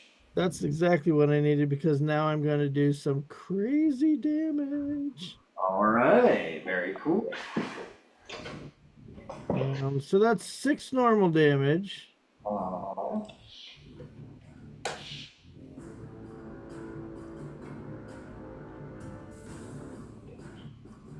Plus 18 psychic damage. Woo! Psychic blades. Oh, side blades, right. Yeah, psychic blades. All right. So you stab it with the rapier, and this how does that look? How does it look when you use your rapier? Yeah. I'm glad you asked because I think for Sabrosa, it's probably going to be that she makes the slash with the blade first and connects, and then it's sort of like her voice inside their mind, just in kind of a painful screech, like how dare you, or whatever, something like that.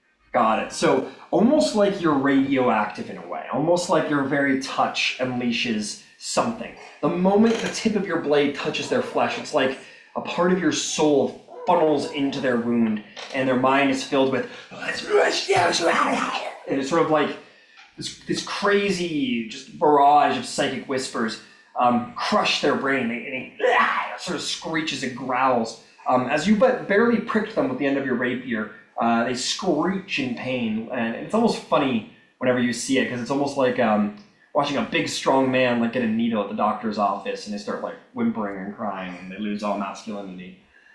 Is there anything else you'd like to do?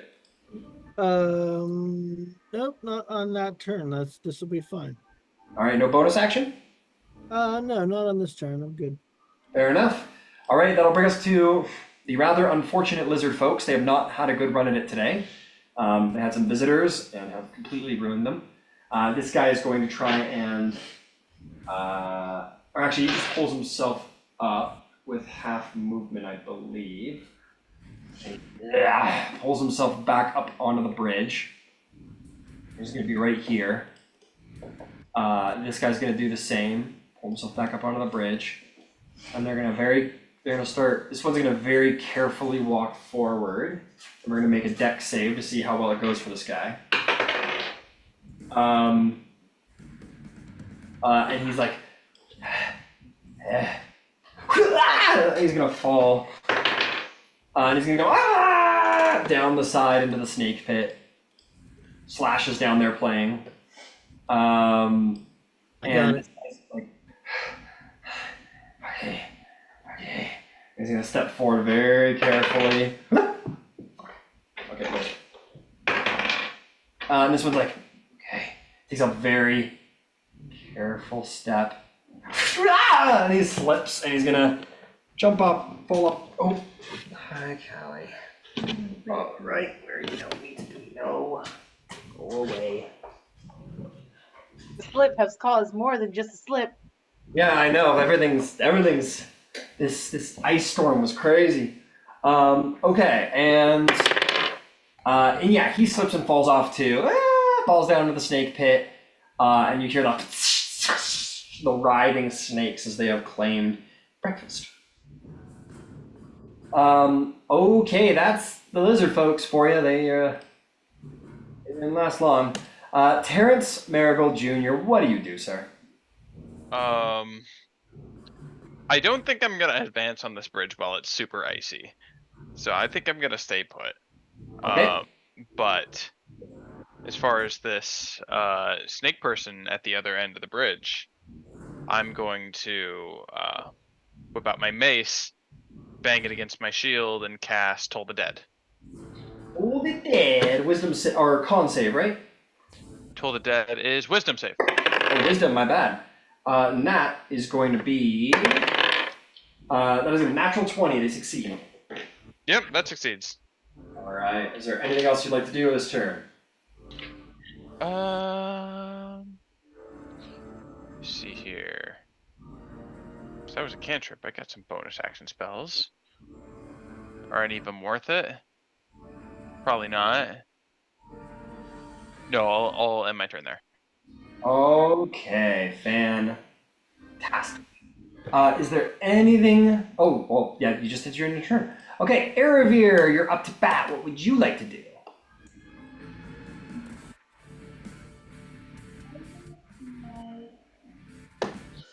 How far away is that guy? That guy is 50 feet. I will just cast Chill Touch. Chill touch. Fantastic. Oh, and this is an advantage because Alright, absolutely. 22 will hit, roll some damage. 10 necrotic. It will take the 10 necrotic. It is still alive. Is there anything else you do? No, that'll be it for now. Alright, that'll bring us to its turn. It is, let's see here. Oh, Or was it the end of its turn? Yeah, I should roll at the end of its last turn. It did not resist the end of its last turn, so this is going to persist. It's been shot a couple of times, and it's getting shot. It's like it's like waving in the air as if like the arrows that are sinking into its body and the spells that are shooting it are almost like annoying flies. And despite the fact that it's grievously bleeding, it's just like and it's just like it seems just kind of confused. And you guys are like, you don't know if it's like having some kind of weird personal reaction or you don't know what's going on there.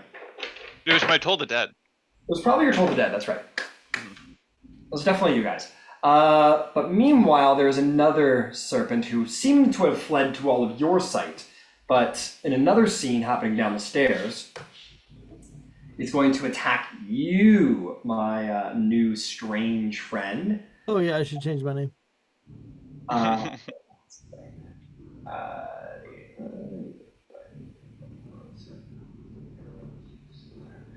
It is going to try and constrict you with its snake-like body.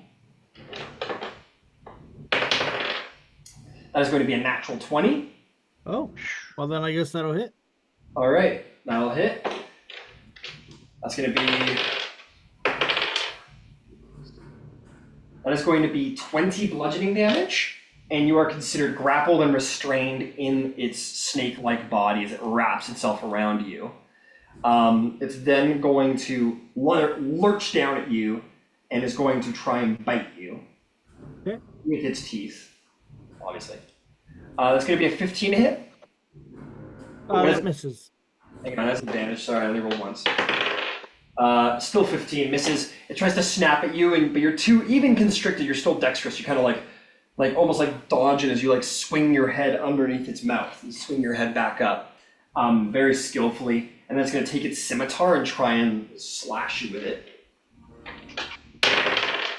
That's going to be a modified 20. That'll hit. Manages to gash you with their scimitar for 7 points of slashing damage. All right, Hellish Rebuke. All right, you explode with flame in this moment. I'm going to roll a dex save. This isn't in the rules, but I'm going to give it disadvantage because it's literally wrapped around you. It's kind of hard to dodge someone you're wrapped around. Right. That's going to be an 8. No, that does not beat the save. All right, roll me that fire damage. It's going to hurt. 13. I'm sorry, 12.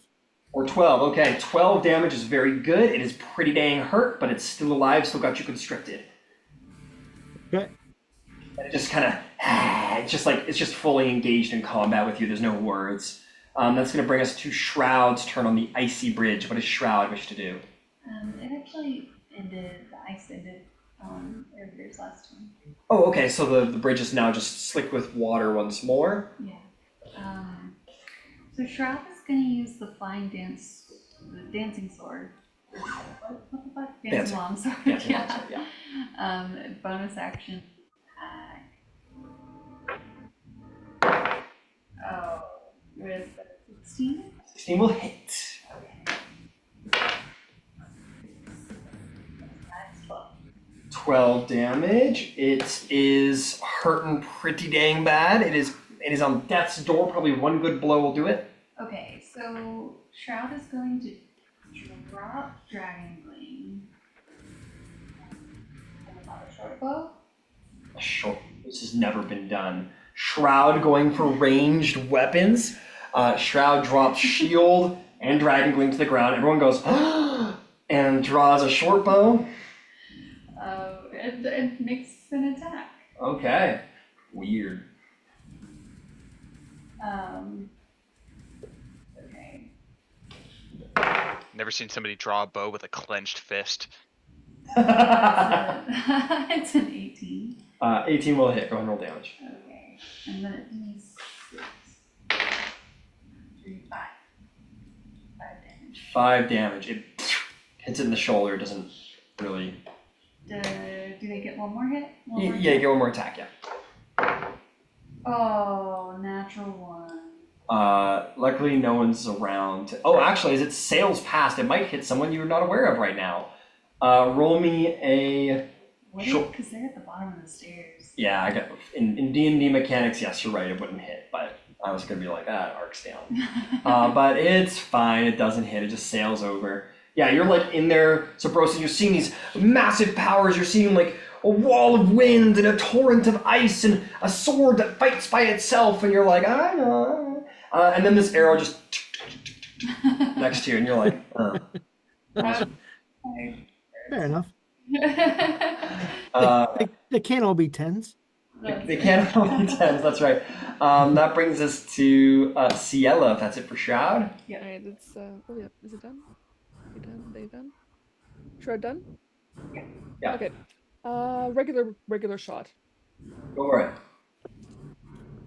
That is a 13 plus 11, 24. 24 will hit, roll some damage.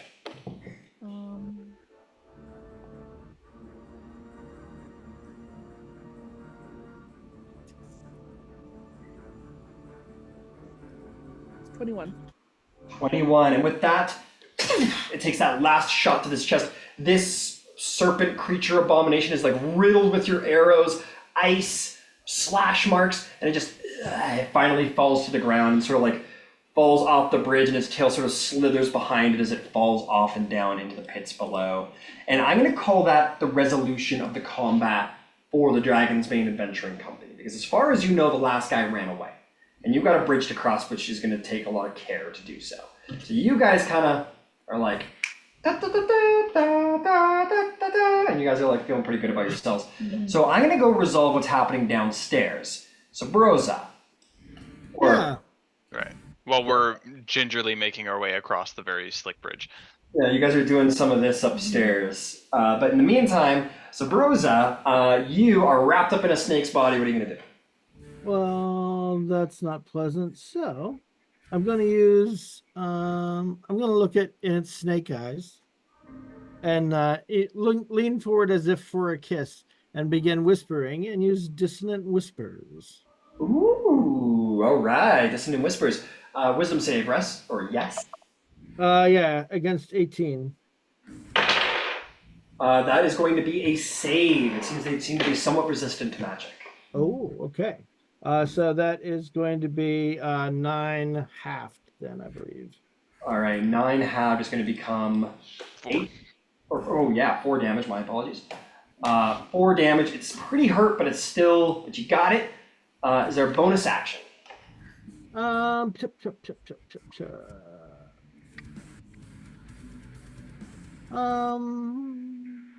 No. No bonus action. I'm good. It's going to attack you. It's got you constricted. It's going to try and crack your ribs a little bit. All right. It's got advantage because you're restrained. It's going to be a 24 to hit. Hits. You're going to take. It's going to be 12 bludgeoning damage. Okay. It's going to try and bite you again. That's going to be bloody 21 to hit. That hits. It's going to be 7 piercing damage plus 15 poison damage. All right. I'll hellish rebuke that. Hellish Rebuke, fantastic. It tries to make a dex save. I'm going to give it the disadvantage again.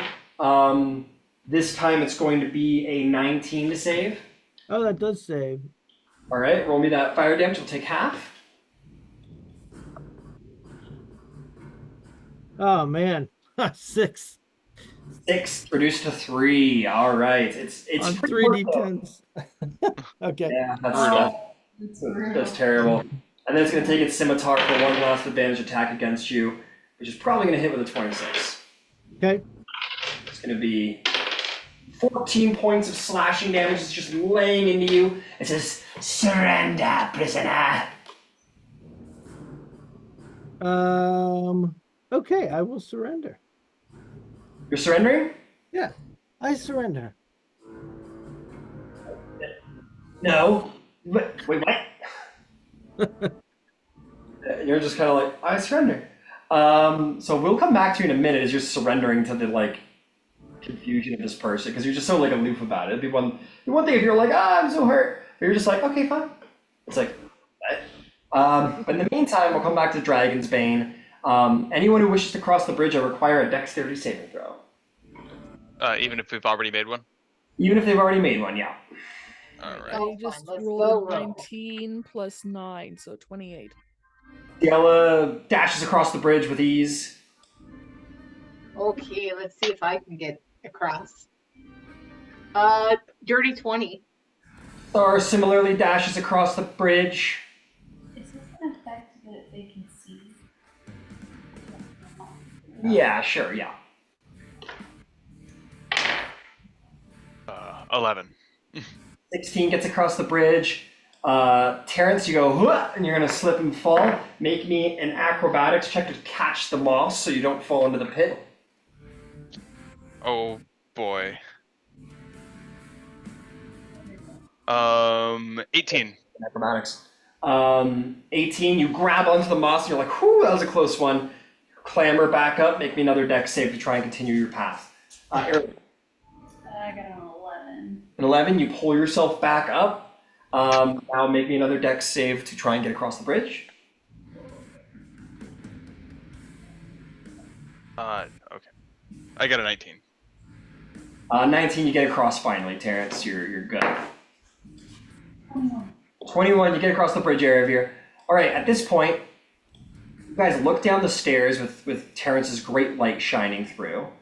We'll say the dancing sword is still with Shroud. Oh, could Shroud have picked up her Dragon Queen and shield? They can, yes. They can, sorry. No, it's all good. We'll say someone picked them up for Shroud and handed them off. But yes, as you guys get to the bottom of the stairs, you see the final Yon Tai, who's like very hurt, surprisingly, mostly bleeding from the face.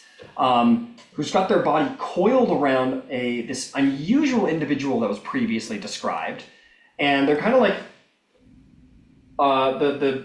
the snake folk looks rather confused, and as their blade raised, and he goes, "What do you mean you're just surrendering?" So she'll like move her head around to try and look up the stairs and say, "Oh, hello." It turns around just in time to look up at all of you and go, "Ah, trickery!" And I'm gonna cast command on this serpent and say, release. 19 to save. That saves. It goes, now. Does anyone else have an action? Can I shoot my arrow at him? Sure. So that is a 29 to hit. Yep. And that's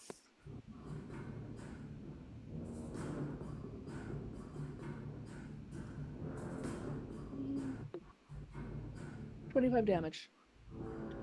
25 damage.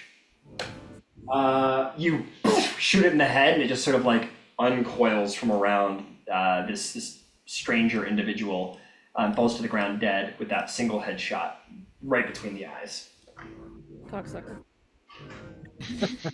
As it falls off of you, Sabrosa, and you kind of like clean yourself off very lightly. You've got cuts and bites and stuff sort of all over you now. But as you look up at these individuals, what do you say anything quippy? Not quippy, but she'll look up and kind of like outstretch her arms and say, "Oh, thank you. I've been looking for you, actually. You are the Dragonsbane adventuring party, are you not?" We are. Depends who's asking. She'll walk up the stairs and so that there's more light shining on her. All right, at this point you all see Sabrosa fairly clearly. And as I said before, she's a relatively petite little tiefling, and she doesn't seem like she probably belongs down here. She doesn't seem to be appropriately dressed. She does have weapons, but that's about it. And also, you may notice now or later, depending on how perceptive that you are, as she steps into the light, she's not casting a shadow. Oh, yeah, I would say everybody notices that. This is a very hard light in a black place, so very noticeably doesn't cast a shadow to everybody. And she says, "My name is Sabrosa, and I've been sent here. Well, not been sent here. I've come here myself, looking for you. I thought that I might track you down, and I'd like to get to know a little bit about you. I've heard that you're on quite the important mission, and I thought maybe I would chronicle it for you." And we will pause right there. Sabrosa has introduced themselves and given their intention. I'll give you guys a minute to think about what you'd like to say, because we are a little past our break. So let's take our break. When we come back, we will continue to experience this new individual and see what they're like. So you have all met this tiefling Sabrosa character who has introduced themselves and said that they were looking for you and want to help out. Who sent you? Oh, well, we have a moment to talk about that. Actually, there's one thing I need to do real quickly. Would you mind following me down the steps to just down here, and we can talk down here? Oh, like look around. You should look for bad guys? Okay. Just like at the rest of Dragonsbane, it's like it's kind of sketchy, right? Why do you want us to come down there? Don't worry, I'll explain everything. I just need to tend to this body really quickly. Tend to this body. Guys, you know what they say about tieflings, right? Do I know what they say about tieflings? You can make me a history check about tiefling. I can make one too, because I'm pretty sure I'm not going to know. Anyone can make it. You guys are all members of society. I got a 17. I got a 21. I got a 7. It's okay. You'll know too, Star. So, Star, what you know is that, like, tieflings are evil, bad people. That is what you know. The rest of you would know that tieflings, they are born because they have had some contact with the infernal planes, the planes of devils and demons and horrible, evil things that are anti-religious, blasphemous. So you know that basically society shuns them in large because they usually are associated with such things, or they're connected with people who are associated with such things. But anyone who rolled a 15 or higher would know that most often it's not the tiefling's fault that they are the way they are. Usually it's because their parents or their grandparents have made some pact or affiliation with evil, with the infernal and the demons and damned. So there's a lot of stigma around tieflings because they're heavily associated, usually through parentage, with individuals who worship the devil. Okay. I'll carefully go down the stairs. Oh, Okay.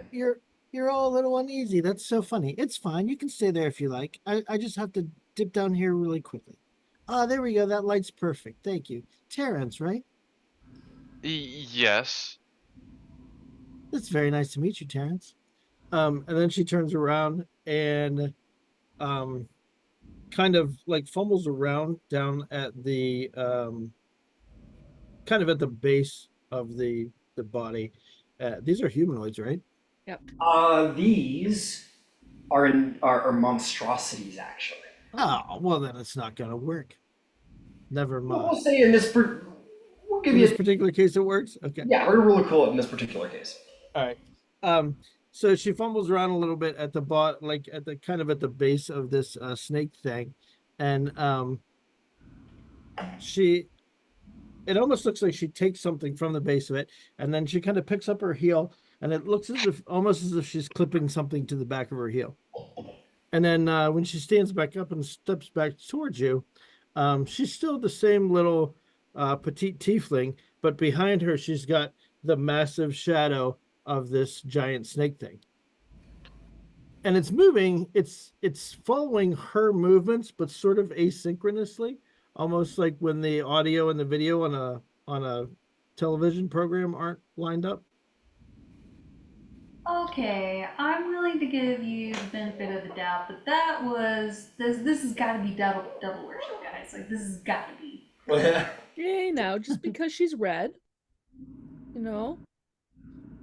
Oh, it's just a little stage trick. It's something that might help us out later. That's really not a part of the more important conversation. We've come across far sketchier people, and they Stage were trick. harmless. Star just walks forward and is just like disregards everyone's worry, and he's just like, "Oh, it's so cool. Can I touch it?" Oh, yes, I suppose you can. And she turns, and as she turns, it obviously it doesn't move because it's a shadow, but it kind of turns too, but not quite in the same way. Yeah. Star's like, "Oh man, that's so cool." Also, I gotta let you know, Star's like 4'5", so he's still shorter than your. Shorter He's than like, her, yeah. he like looks up and he's like, "Man, you're so cool. You're all red." Kind of remind me of my sister. She used to turn red when she was really angry. Yeah. Oh, think you're I have heard about you. You must be Star. It's very nice to meet you, Star. Nice to meet you too. And Star is just like, "Oh, I think she's good. She's all right. I don't see anything wrong with her. Seems nice." And the rest of you, let's have some proper introductions. At which point, yeah, I think we should go into some descriptions for the sake of our new player. So, Star, why don't we start with you being the most sort of welcoming individual of the group, as you're sort of like touching the wall and like patty caking the fucking giant snake shadow coming from Sabrosa's ankles. What do you look like? So you've established your height, but what else do you look like? What are you equipped with? All right. So I am a tabaxi. I am completely black with some darker black stripes. I am a rogue, and I am not smart. I am not All really right. smart. Fair enough. But he's just I can't explain much, but he's a rogue. He's joined the crew because originally his sister was part of the crew. Hang on. So Yeah. that's role play, right? Like Yeah. you can have a conversation about that later. This is just what he sees, right? Oh, what he looks like. Yeah, he's just got a bunch of daggers, and he's he's just a He has blood goofball. on him. Oh yeah, he's got lots of blood. His clothing, even though they're black, they're stained dark maroon. Nice. Very nice. Very cool. Why don't we go to Erebir, the most sketched out of the group? Erebir might have a bit of a serious demeanor about her. Maybe a little standoffish.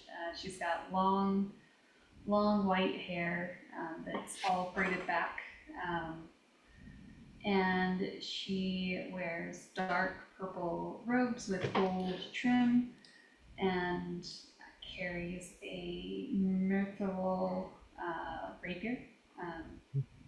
And she has bright blue eyes. She looks very young and has like light skin. Oh, and she carries a staff made of ice, and it's almost like a shard of ice at the top as well. No. She doesn't wear any armor, and she's got a spell book on her hip. All right. Okay. Let's hit Terrence next. Terrence? Yeah, you'll see about 5'10", young human, jet black hair, fair skin. Looks like he has some dark rings around his eyes. He might have seen some shit. A very nice set of dwarven mithril plate armor. A silvered mace at his hip, and light emanating from his shield also has the symbol of a bundle of wheat emblazoned on it. Oh, all right. And last but not least, or not the quietest of the bunch, but quieter of the bunch. Smarmiest of the bunch. Ciela, as you sort of stand back in the shade behind all of your allies, what do you look like? Ciela is about 6 feet tall. She has light blue skin and little crystals on her skin, as well as larger crystals coming out of the crown of her head. Her armor looks like they're dragon scales, like bluish purple dragon scales all over it. And she carries this bitchin' black dragon wing bow. That does mean damage the way that it's mean that it looks too.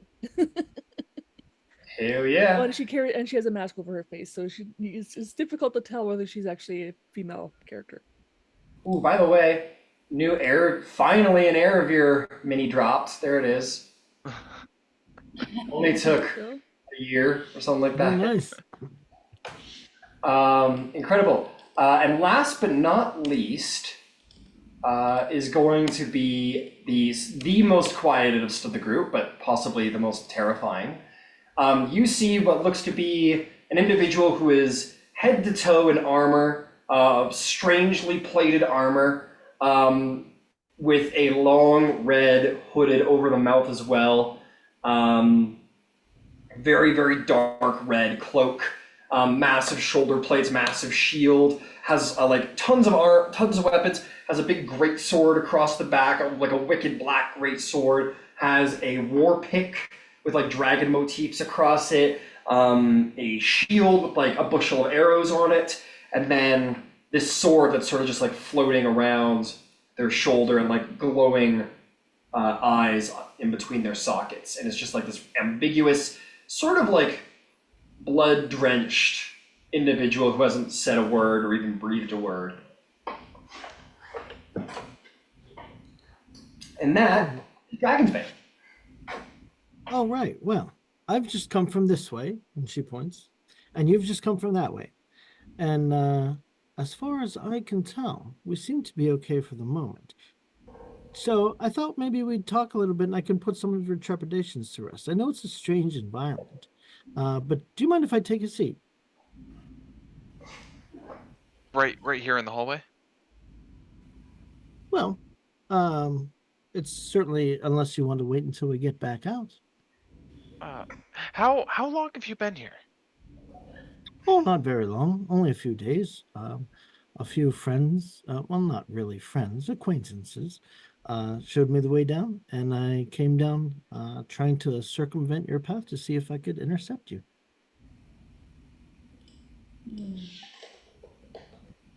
Okay. You didn't happen to see a dwarf in purple robes, would you? Oh. And Any particular dwarf in purple robes? Does he have a name?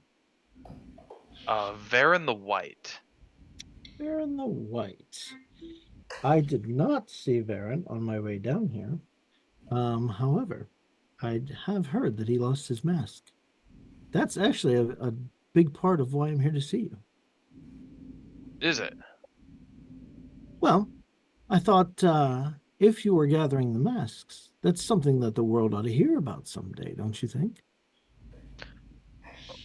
Well, I suppose. Not necessarily here to gather the mask. We're here to gather the person. Gather the Varen. Yeah, the mask would be a good bonus. But it's more important we apprehend this individual. Yes, well, I do have an idea in what direction they may lie. You do? Okay. Yes.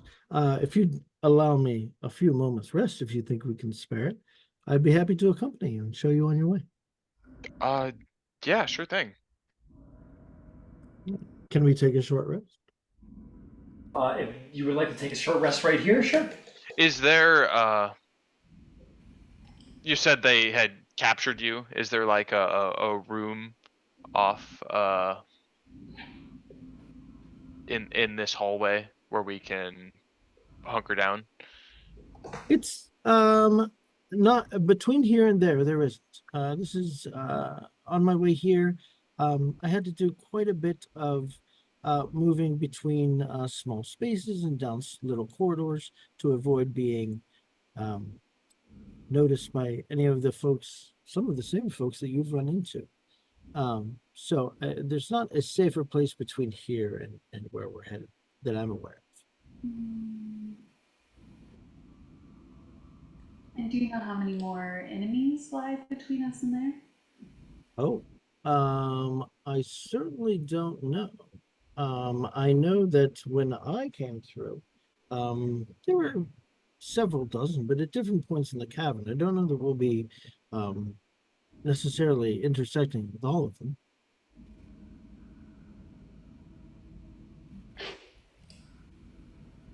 But I'm worried sitting in this hallway will just be sitting ducks.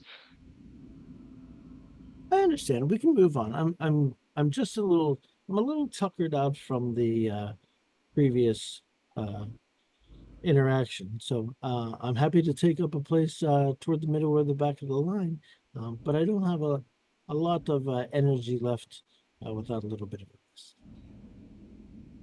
Heard. All right, let's push forward and try and find a safe room to bunker down. All right, that sounds fantastic. Can you all see in the dark? No. No, that's why I got the light. I see. Seems like it could work hand in hand with your party tricks. Do you have someone who scouts ahead normally? No, it's usually just me. I was actually looking for some kind of animal in here, but this dungeon seems to be lacking in any rats. In that case, maybe we could give something else a try. And so move up again to kind of toward the front of the line. And she will reach down and seemingly pluck the shadow from the floor, the wall, whatever, and kind of pull it over herself and take on the disguise of the fallen snake man. All right. Yeah, you guys see Sabrosa sort of like touch the wall and sort of peel it from the wall, sort of Peter Pan style, and sort of wrap it around herself, and she becomes the serpent-like creature. Now, perhaps if I range on ahead a little, I can at least provide us a little bit of advance warning. I am able to see in the dark, and I can perhaps provide us with a little advance warning if I hear or see anything up ahead. Or lead us into a trap more easily. Air will mumble that under her. No, we're going there anyway. And I don't know. And there's a good chance our cover's already blown. Yep. Well, I mean, if I had hostile intentions, I probably could have, acted on those by now. And she'll reach out and kind of speak to Erebir inside her mind and say, for instance, I probably could have alerted someone this way. Oh, wow, that's a neat trick. She'll say out loud, not knowing that she could probably respond automatically. I hope that soothes your concerns a little. Well, I guess we are headed this way anyway. And the enemy of our enemy is our friend. Yeah. Yep, you were a prisoner. Can I make an insight check? Sure, make an insight check. And Sabrosa, roll a private persuasion or deception check, whichever one it is. Yep. Send me the result and which one you rolled. Got a natural 2 for you. Wow. We'll see how well this goes for you. What is she trying to determine, just so I know? Like honesty. Intent. Okay. Are Intent. you a snake sympathizer? Yeah. Are you with them? Probably not because you're a PC, but you know. Yeah, I'll play it. Let's see. That was okay. I will send it to you, Ryan. It's in Facebook. Got it.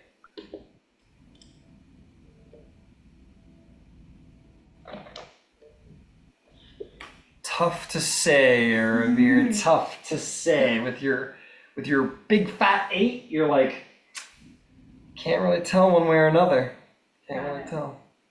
I would like to be up front so I can keep an eye on Sabrosa. Got it. Oh, sure.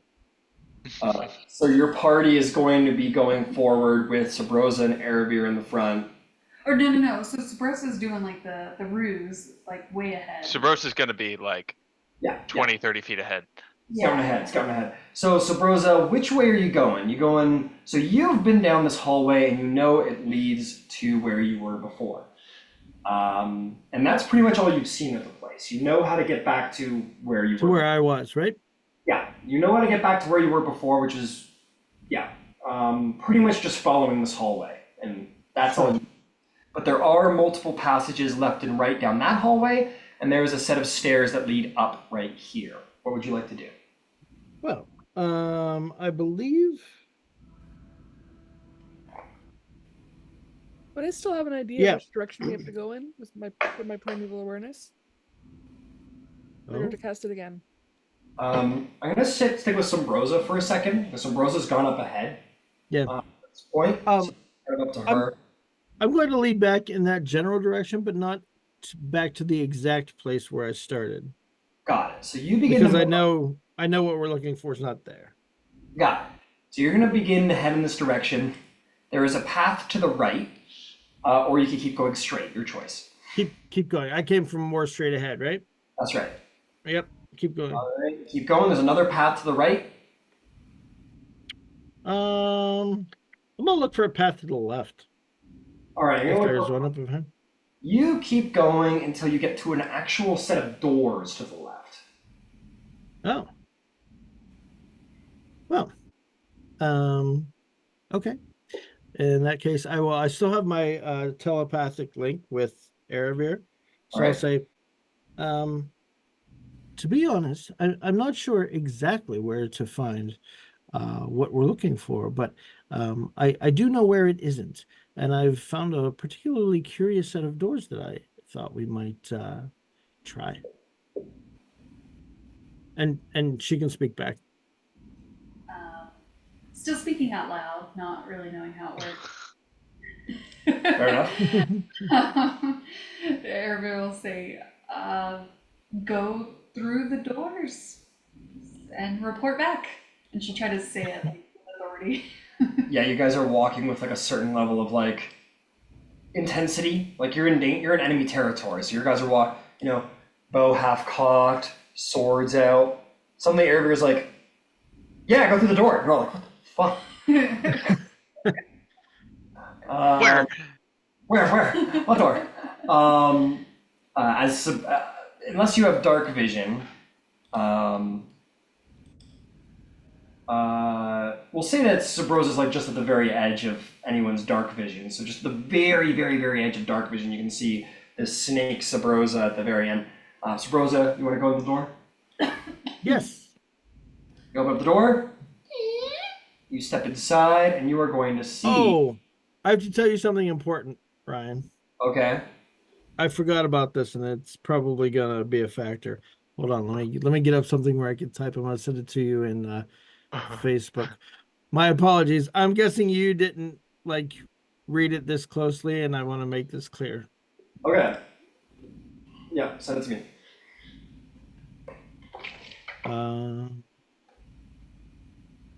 One second, sorry. No worries.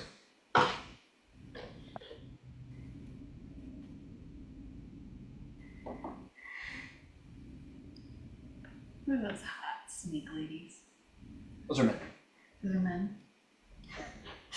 The question stands. Never mind. Yeah, see, those are pecs. Pointy nipples, pecs. Oh yeah. I thought the top piece was like covering. Like tiny diamonds. This isn't like a air of your side move situation or Thalia. Yeah. Ooh, very interesting. Yes, very important. Very interesting. Ooh, really? That's going to affect them? That's too bad. Yeah. Oh yeah, oh shit, that really changes things, doesn't it?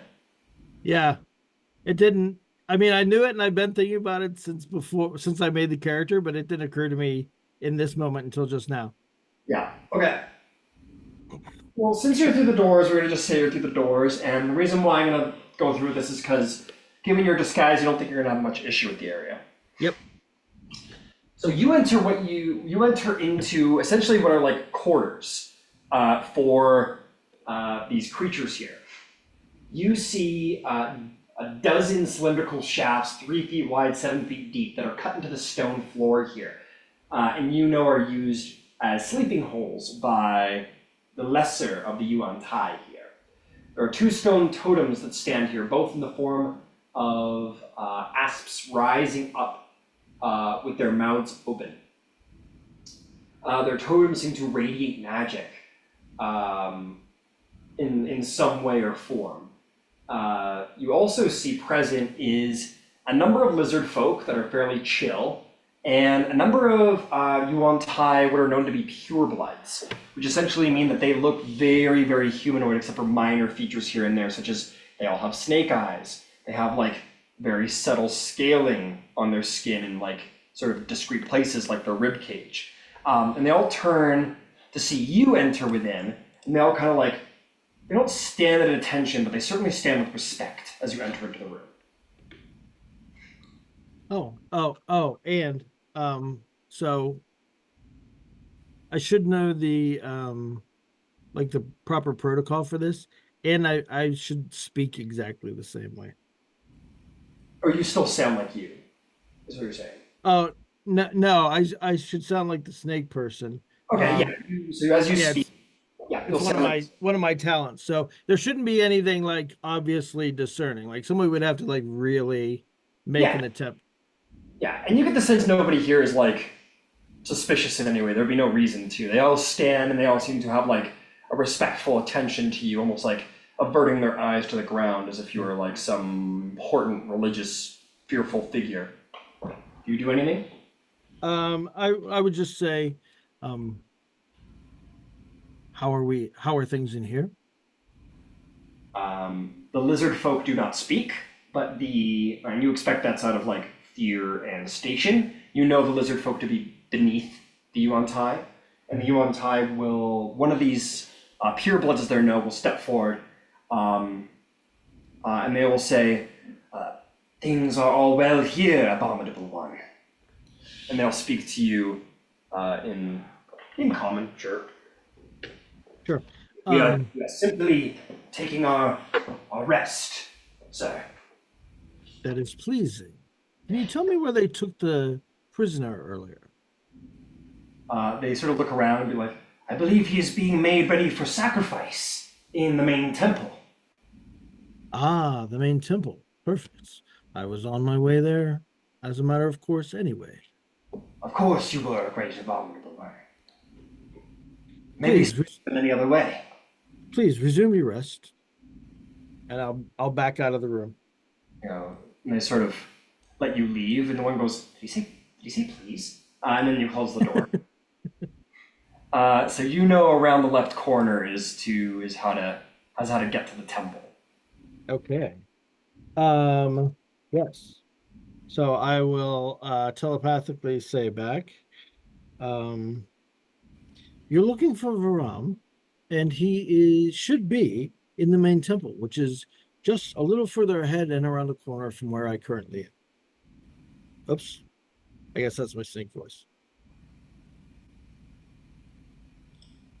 That's what you hear. Oh, okay. I'll tell the party that Sabrosa already found Baron the White, and it's just right up around the corner, apparently. Let's maybe keep following him behind. Let's hope we aren't walking into a trap. I'll make sure that the path is safe, at least as far as you move behind me. I'm going to hit Ciela in this moment, because you wanted to do a primeval awareness, because it's going to become quite concerning in this moment. All of these many pings that you felt, these humanoid pings, are beginning to become really concentrated ahead. You sense quite a number of them in that direction, and you see Sabrosa moving in the direction of like a great many more. Actually not too many. I say great many, not too many, like not even like a dozen. Like there's some in that direction, but I will say you're picking up on the point that some of these things aren't humanoid and other things here are monstrosities for all intents and purposes. So there's a lot of humanoid pings, and you guys are sort of entering into the snake pit, as I said. It's getting more and more dangerous. Just be careful. There's I can sense people ahead. And there might be more than I can sense, for all I know. And at this point, as a lot of things are happening all at once, I gotta ping around.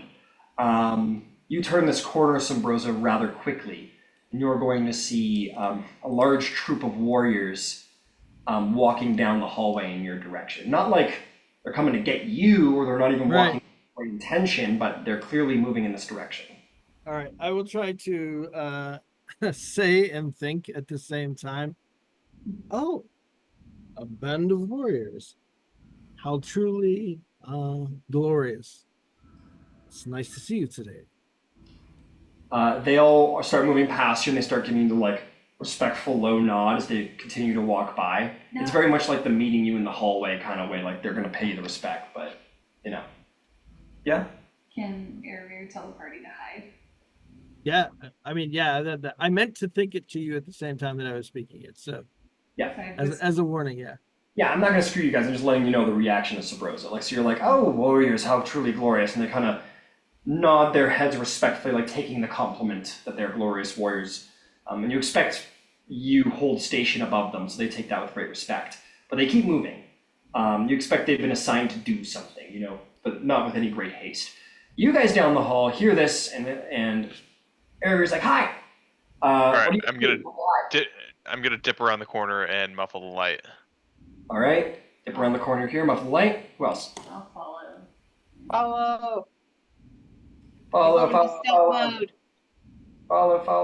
Follow. Yeah, do you want stealth checks? Good God, there's so many of you. Yeah, stealth checks, please.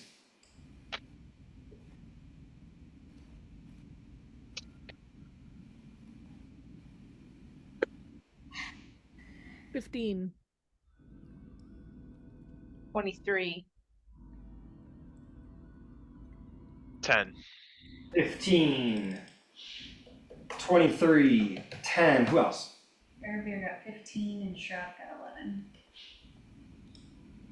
Thank God for Star, because bringing up that average.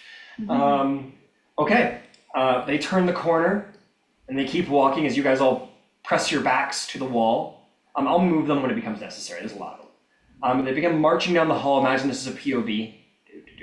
They're walking by.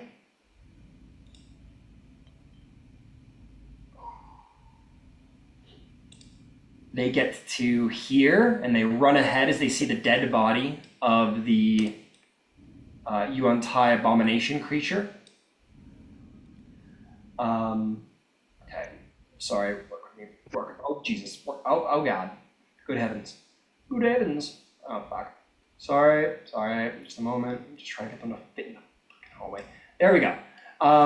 The lizard folk sort of run up to the abominable creature, kind of look around, kind of sort of like look around, clearly suspecting someone has committed some murder here, and these sort of abominable Yuan-Tai, or these Yuan-Tai behind sort of look around, and as they turn around, they see you guys pressed up against the wall, sort of hiding, and they kind of like look at you, and they say, in Abyssal, so if anyone understands Abyssal, they go, and I need everyone to roll initiative. They have averaged out at a 14.8. Their passive perception is 15. Oh, bummer. If someone rolled maybe like literally 1 or 2 higher, you might have gotten away with it. Tragic. You make me sad. Hey, you really sad. I thought you guys were gonna get away with it. Oh, I guess I better add all those guys to it too, because there's gonna be a ruckus. Oh god. Oh yeah. It's fight night. Literally. There has not been any stop to the fights. No, you guys are in enemy territory, man. You guys are cutting down people. Fucking hell. Nobody's fighting of this individual type. I need some.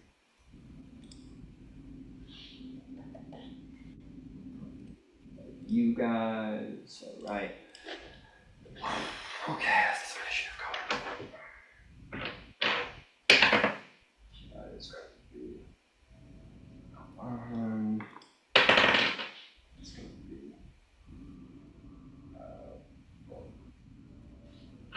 to be.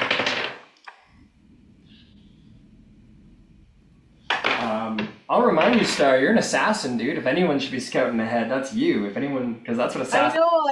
I was like surprised everyone was like not mentioning Star, and I was like, fine. I'm not scouting, I guess. Yeah. Well, your special feature is surprise rounds, right? If you sneak up and you stab someone, like that's your most powerful feature, and we haven't really explored that yet. That's something that maybe we should start exploring. I know. We only did it once, and that was with like the previous character. That's true. But anyway, we are where we are. Let's hop to it. 25 to 20. Or sorry, yeah, 25 to 20. 23. Yeah. 27. Nice. I got a Beat crit. Ciela in initiative. It took a nat 20. Ciela looks at Aravir. He's like. But so Aravir, you beat Ciela in initiative. You beat her streak. How about 20 to 15? 15. Also 15. Or who wants to go first? You can go first. We'll go first. Okay, Terrence will go first.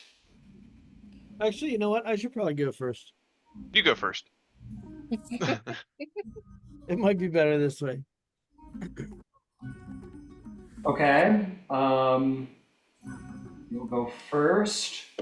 Am I ahead of Terrence? Or behind him? What'd you get? 23. Yes, you are. Sorry, I got a little mixed up. Okay, 15 to 10.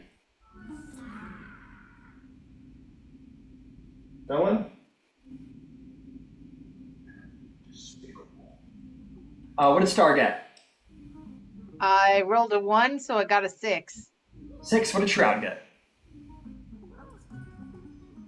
Oh, I'm so sorry, 7. 7. 6 and 7, understood, no problem. Okay, that brings us to initiative. Nobody here is particularly surprised, but everyone knows that combat is unfolding. I'm going to put in the order of who hit. So Terrence, you were here. Erebir, you followed, and everyone just kind of scrambled in afterwards. So I'm going to put Shroud down the line. We'll put Ciela like in the corner here, we'll say. Okay, Erebir, what do? It is pitch black, but you have dark vision. I'm gonna cast Wall of Force. Yeah, I mean, that's a good solution. Yeah. Where is it going? I would like to box them in entirely. So I get 10 by 10 contiguous. What wall is the ceiling? I will have information for you later. Box real quick, and then we'll get to that. I'm sure it shouldn't be too much of a problem. What was the attack? Wall of Force. Damn, you got just enough to fully box him, man. Good job. Nice. How high are the ceilings? Half a second. Ceilings are 10 feet high. Oh, so it's completely boxed. Yeah, so in this moment you cast Wall of Force, and none is the wiser of what actually happened here, but you know that they are completely caged. I'm gonna free action, turn to the party. They're completely boxed in, run, and Erebir will run down the hall towards the Brosa. How long does this last for, out of curiosity? That's great. Okay, you go 5, 10, you got 30 feet? Yep. All right, 20. So she like waves her hand and says an arcane word and says, run, and then charges down the hall. So you guys are like, what? Because nothing actually. I said they're boxed in. Oh, you said, oh yeah, that's right. You said they're boxed in, run. And you guys recall earlier in this very dungeon a similar thing happened. So maybe Erebir is just a really quick learner. All right, well done, Erebir. Is there a bonus action? Not right now, no. All right, Ciela, what's the plan?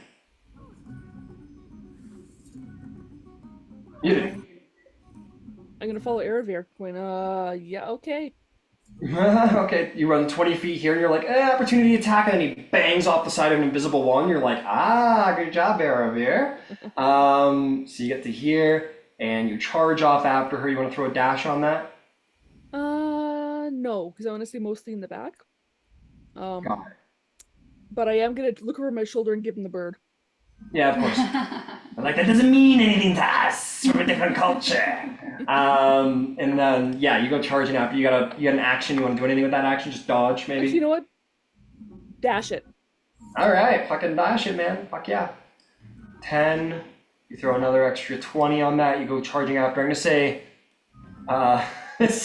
your serpent friend is like, kind of like looking down the hallway like that a bit. So you run up to her. These guys are going to be like, fuck those guys. Let's go get them.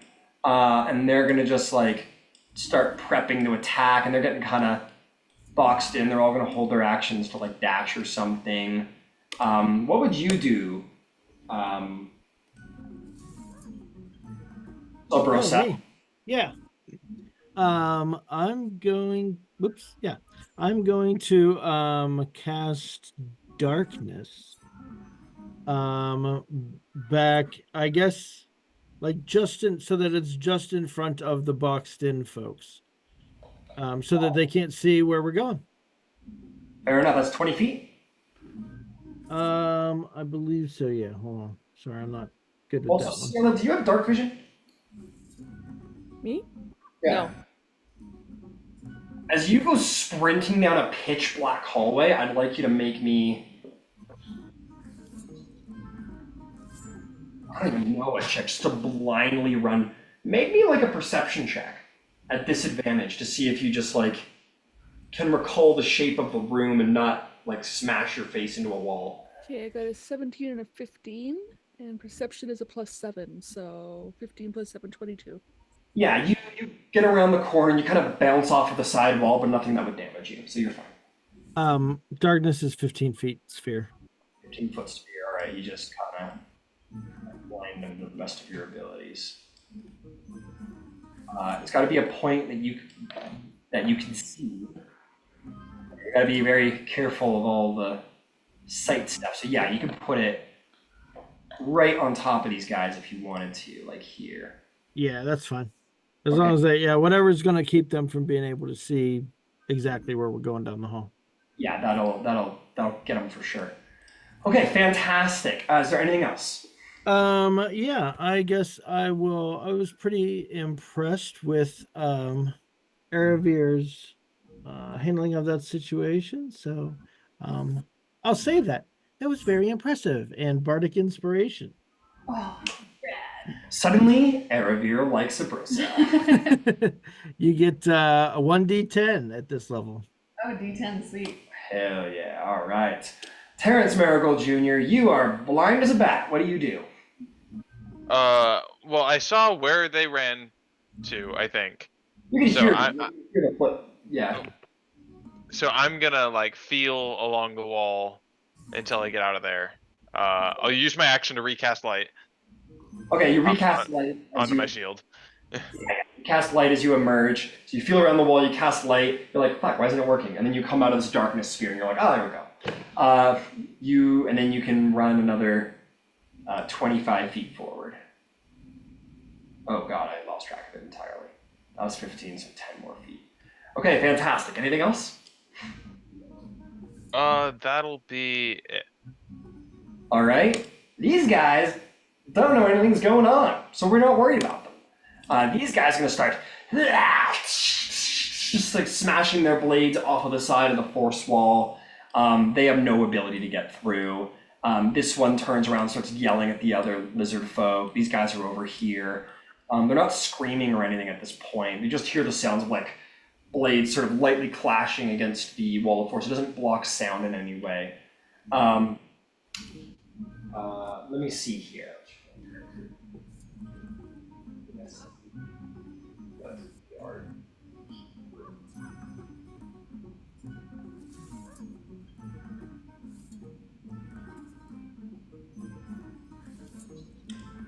Okay, so you guys go, they start slamming their blades across the wall, and that's that. It's making kind of a bit of sound in the hallway. You hope it's not anything that these guys can hear in this room over here. Shroud, I assume, is going to follow. Yeah, Shroud will dash. All right, 5, 10, 15, 20, 25. Maybe a perception check at disadvantage for Shroud to see if Shroud bumps into anything.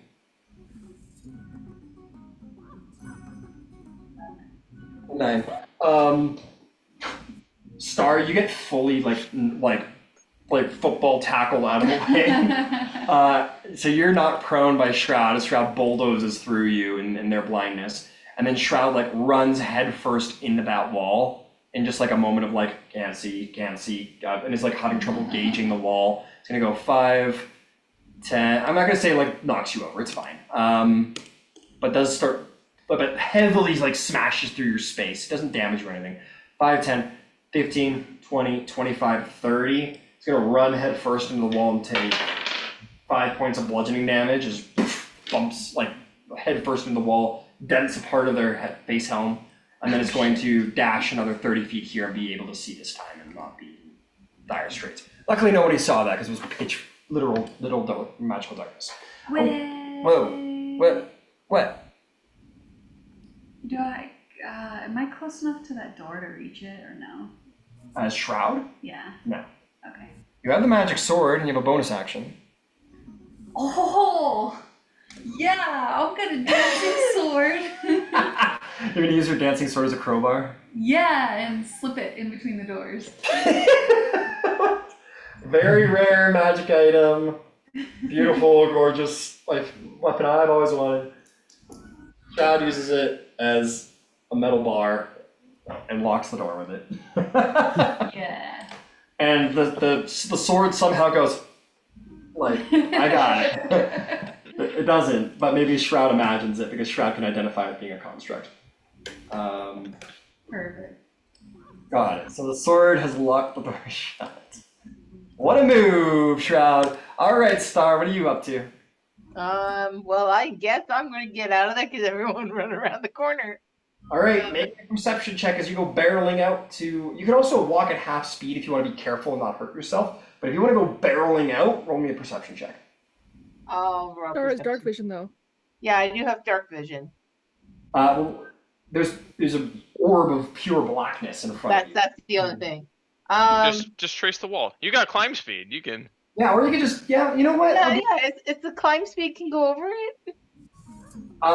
Here, just give me the Well, perception. I'll give you a low DC for it because you've decided to feel the wall. All right. Okay, 14 perception. Perception. I like the idea of when everybody goes to run out, like go barreling into pitch black, everybody turns to Star and says, Star, be careful, like touch the wall, and like starts giving Star instructions on how not to be clumsy. I was like, Did you say passive perception or roll perception? Roll. Okay, so it's 19.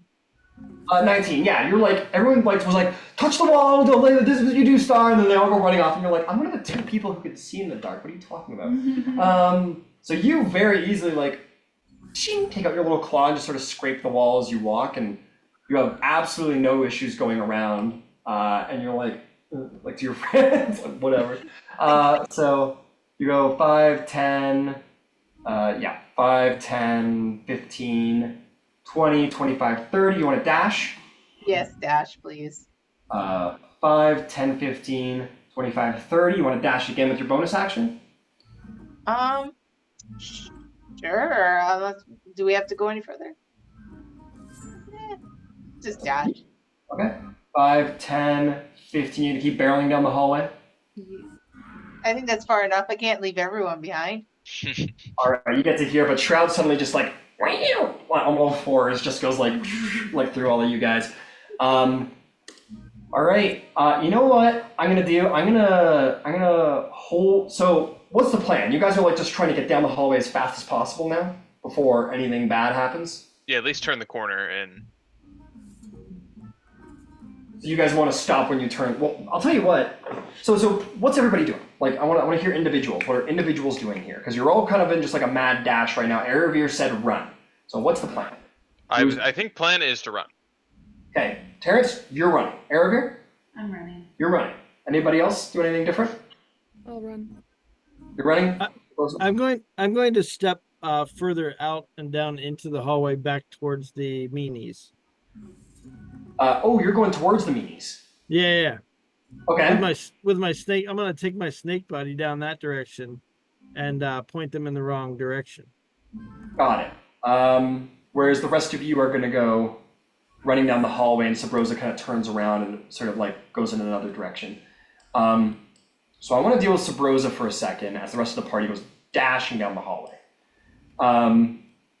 So Sabrosa. The party turns and just goes running down the hallway.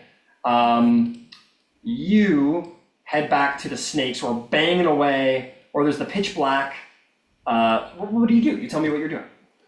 Well, I'm assuming that they're coming out of there at some point. That was my assumption. My assumption was that this wall was going to break down at some point, and then I was just going to like point down a different hallway and be like, they went that way, get them. Oh yeah, it'll take 10 minutes. And I'll tell you that as you go back. All right, well, I mean, I can, if we want to do that faster, I can dispel it. I can drop it, or we can just leave them there. I think this conversation's a little long for what's going to happen with the dragon. You guys are having like a full Okay, well meeting. then in that case, I just keep running. Okay, you keep running. So Rosa, maybe you get a word of like, that wall's gonna last for a while. And that's basically what you get out of Aravir before things are gonna get a little crazy. Okay. I'm gonna go back to Aravir and the crew, because that probably is going to influence what you do at this point, Sabrosa. So you get down the hallway, and you're like sending little messages. Aravir stops responding, probably because she's going to be very occupied by what's about to happen. What? You guys go running down the hallway. You get to a set of doors, and as you look right, you're gonna see a pretty cool little place. Oh.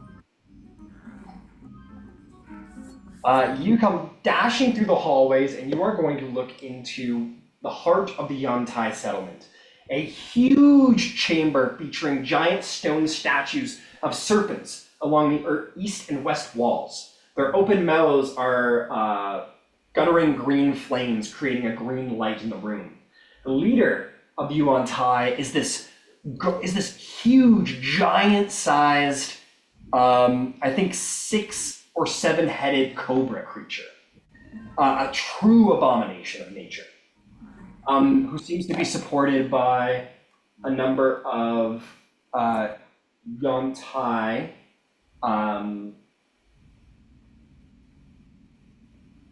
Oh, hang on. I don't have the right dude set up here. Oh, I do. No, I do. It's fine. Supported by a number of Yantai warriors who are all sort of standing readily for whatever reason, as if expecting you. The lizard folk stand in the shadows of the flickering green flames, ready to attack, but sort of standing back, blades glinting in the green light.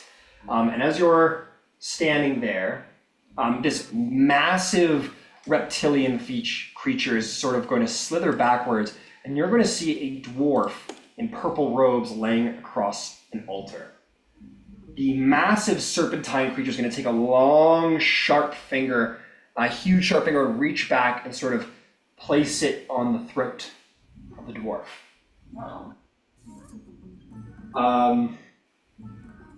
Let's see. This creature begins to speak in the common tongue. It's many snakeheads, some of them taking over when other ones fail. Actually, I'm going to change the music here because it's getting a little intense. I'll say at this point, if you want to send a little word, Eravir, to Sabrosa, I wouldn't be... Yeah. We found Baron the White in a really big baddie. Help.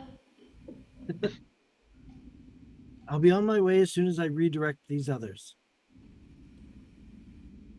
Okay. At which point you could say, Eravir, yeah? I can keep them occupied for 10 minutes while we take care of these baddies. Oh, fair enough. I'm on my way. Okay, And so yeah, you start heading in that direction. So I'm going to say whoever speaks next, Eravir, you're going to be just a busy, not for too long, just like a couple seconds. You're just not going to get the first 2 responses in, something like that, play into the RP. Mm-hmm. And so Brosa, you'll be here soon enough. So this giant Yuan Tai creature says, "Welcome, infidels. I am the priestess of this place. I am the great servant of Meshulk, and I am aware of your trepidations in our lair, and know that you seek this dwarf creature. This creature, who calls itself them, has begged for its life in promising us of great wealth for us to feed upon. But this will not be. You must leave this place. I will offer you a choice. Leave now, with the dwarf alive, without killing any more Yantai, and you may take the dwarf, but his soul is drawn to this powerful magic we have possessed here. Should you leave the Enclave, having slain any more Yantai, this dwarf will be slain by our magics. But if you leave with him and hurt no one else, you will go unharmed. This is my offer to you. Leave with the dwarf and hurt no Yuan Tai, and we may go our separate ways in peace. Or you're muted, Yell. That sounds fucking fantastic. I'll take that deal. Mm-hmm. Make a persuasion check, Ciela. Terrence, you may grant advantage or roll your own. 17. Is that just normal? Well, actually, I want either a persuasion or deception check, depending on what you intend. If you mean to do No, you something, mean to leave with the dwarf and just get the hell out of Yeah, here. yeah, if you mean I'll roll to persuasion. all That's earnestness, fantastic. yeah. Mm-hmm. But if you were thinking of doing something tricky, then obviously that's deception. 8. And Call what'd up you your get, Sam? guys, tell them to stand down. We won't touch them. We'll just get out of here. All right, and that's so you see all you say fucking right, and you roll 16, 17. 17. He squints his eyes at you, and the snake creature, one of its snake heads, will sort of reel back and sort of whisper something in Veram's direction. Veram will kind of. At this point, you show up, Sabrosa. At this Yeah. point, Veram goes and sort of like steps off of the altar uncaringly, and you know he's probably under the influence of the suggestion. Sure. He sort of walks up to all of you in this moment. I will, at this point, actually send you a picture of this dwarf you've been tracking for quite a while, because I'm sure you want to see the bloody bastard after all this time. Mhm.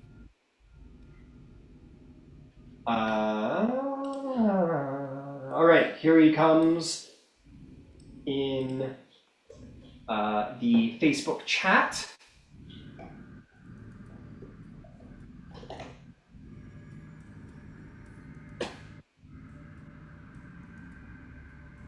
Oh. Yeah, matching outfits. That's not good, man. That's not good. That means you're in the dragon call. Oh no. So he approaches you all and kind of like looks at you and says, "All right, let's go." Can I insight check the 7-headed snake creature? Sure. Can I assist with that? You can roll your own because I don't really know how you would assist with that. So. I get a 9. All right. All right. I got a 26. Nice. Oh.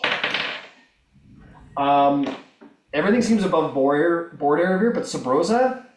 Oh, you weren't here, so you can't. You weren't here for Oh it. yeah. It showed up. So everything seems above board. How about me? Can I do insight? Sure, you can do an insight. Natural 20. 34. Nice. You sense that this creature takes your party as a serious threat, and you don't know what exactly it is, but there is poison in this creature's voice, as if it's not sharing the whole truth about what it said. You don't know if there's something about its threat to Veram's life, or if there's danger awaiting you ahead, but you sense there's something up this creature's sleeve. But the one thing you're certain about, Terrence, is it wants you to leave. It doesn't want to fight anymore. It wants you to leave. Where is the nearest exit? And we will make a swift escape. Back the way you came.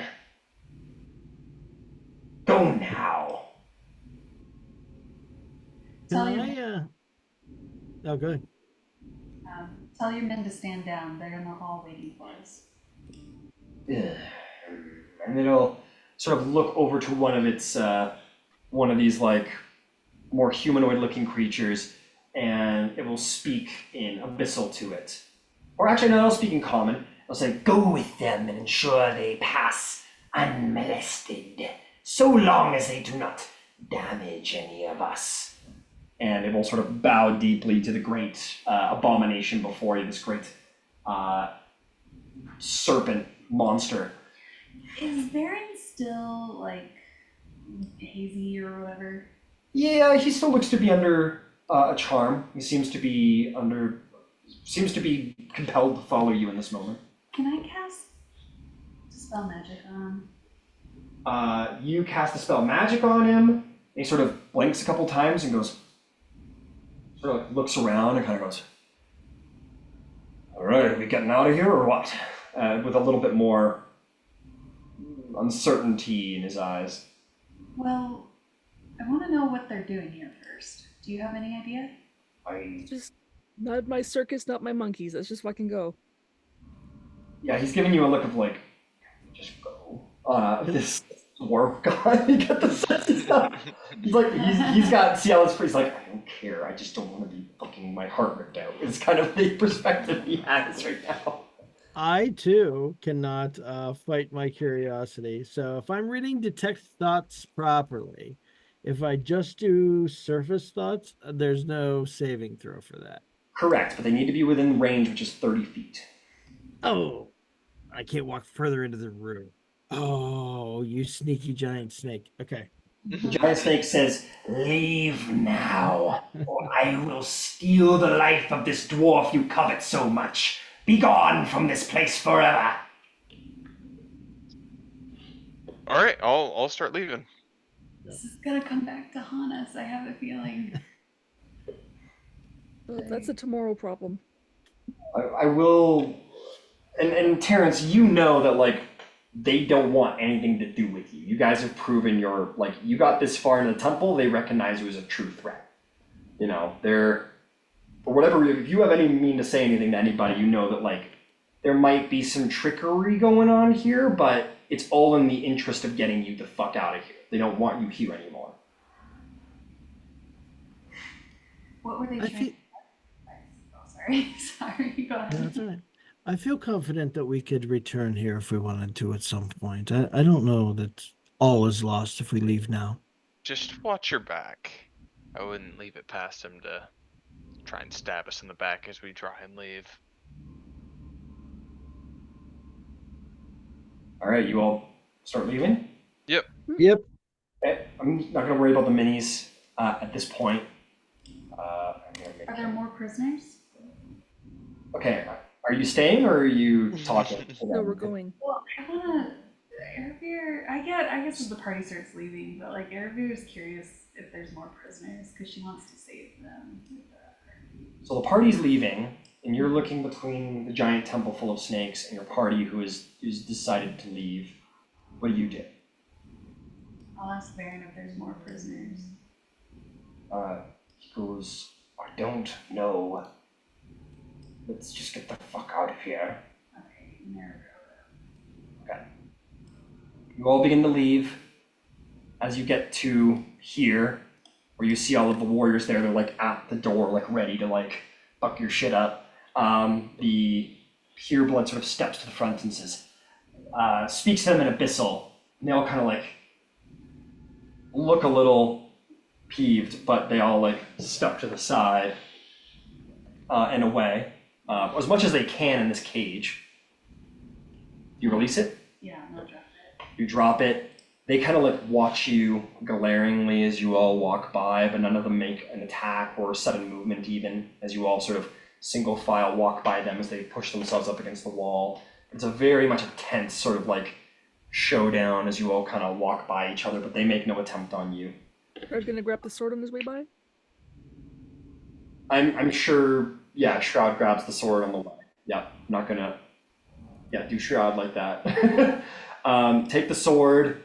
Those guys, maybe those guys come running out, but that pureblood who's with you goes, no, like, you know, don't fuck with them. And at this point, the pureblood leaves you behind, and you guys walk up the stairs, leaving leering yellow lizard and snake eyes sort of watching you as you go. I'm not gonna worry about the bridge. You all make your way across the bridge. And then you kind of, with a hurried step, find your way out of the tomb of Daedrius. And all breathe a sigh of relief. Except for you, Sabrosa, as in that moment, you like look up and see the sun on your face and you're like, like made it out of the darkness. Everything's great. And then you see unfurling as a pair of giant black wings and begins to descend towards your party. What do you do? Oh, I don't know that I do anything. I'm a little too shocked to react. Okay, fair. Clever. You're like, oh no. And it lands in front of you all and kind of... And Lyragoth goes, what took you all so long? Snakes. Lots of snakes. Yeah, weak creatures. And it kind of sort of prowls over. Oh, you know this dragon. Oh yeah, this is Lyragoth. She's fearsome. Well, isn't that wonderful? Oh, and I'll take my snake disguise off. Fair enough. Hello there, dragon. It sort of like turns back and looks at you. Looks at Ciela. Looks back at you. Sort of like leers in really close, and you see like acid drip between the like pin-like sharp serrated teeth. And he goes, I bet you it tastes good. Oh. Well, I would like to think so. It sort of like chuckles. And then just kind of like prowls off, but it seems if a black dragon could smile, it seems to smile at you, Sabrosa. What does Baron do when we get out? You turn around, you see like Varum walking down the steps. You see his eyes definitely sort of like moving in different directions.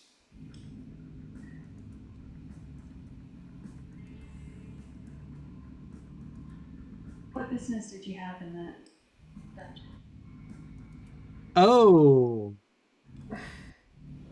What? Nothing, go ahead.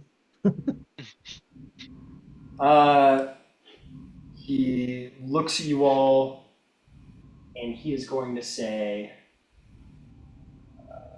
you notice at this point, you notice at this point, to turn back to him, he goes,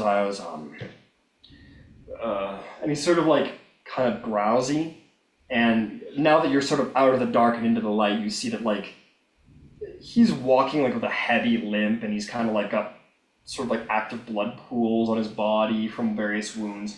He looks delirious, and you expect that he's probably functioning at 1 hit point right now, and he's probably seeing about 10 of you guys right now.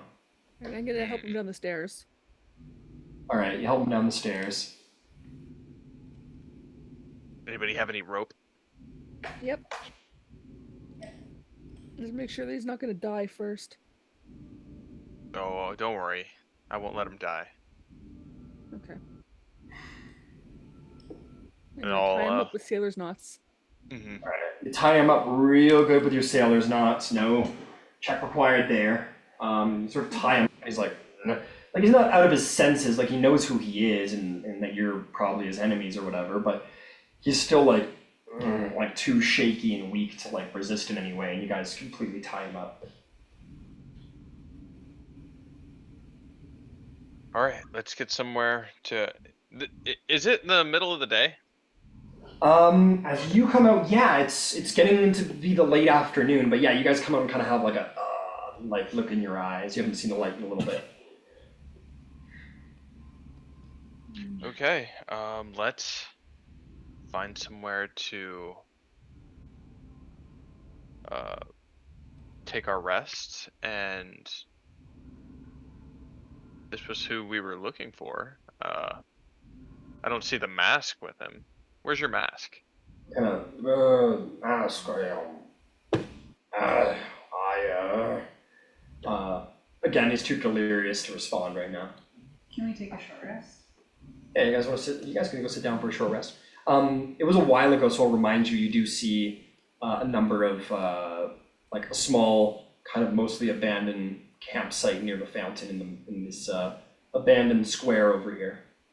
So if you guys wanted to go sit down for a bit. Yeah, perfect. Okay. I'll go feed Helios. He's probably hungry. Helios is like, I haven't eaten 87 years. No. Yeah. No, our horses are gone. Yeah, your horses are gone. Yeah, in fact, he's looking a little bit big. He's a little fat. Aragoth is licking her lips. There's only one horse left because they had one a day. And they're like, it's only, all that's left is the horse formerly known as Horse is the only one left. No, I'm kidding. They're all there. Wow! No. It seems that actually, I will say that your horses have been moved like into here, and they're like sort of over here. You don't know who moved them. It might have been Lyragoth, and the griffin has been sort of like tied up like in here. You get the sense that there was a certain point where the griffin maybe was trying to eat the horses, and Lyregoth took care of it. Mhm. So yeah, you feed your griffin. The griffin doesn't seem to be too hungry. You get the sense Lyregoth hunted for the griffin, has been taking care of the mounts. She's a bitch, but she's learned about this whole like work together thing. But yeah, you guys all sit down and begin to conduct a short rest, and the sun grows long as the day is coming to an end after your many travels. You guys complete a short rest, at which point Verum is like looking a lot better as he's sort of, done what he can for his own wounds. And he's sort of come back to his senses. Maybe you've given him some water. It's kind of, the adrenaline sort of worn off, which is why he had his senses about him in the temple, but now he's sort of back to his senses, and he's sort of looking around and really realizing how fucked he is, and he's like, oh, fuck. He's kind of grumbling to himself a little in the corner.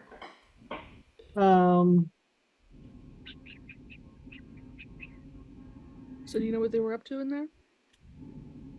What they were up to in there, the young Ty? No, I may be using the powers of the divination pool. That's why I came here.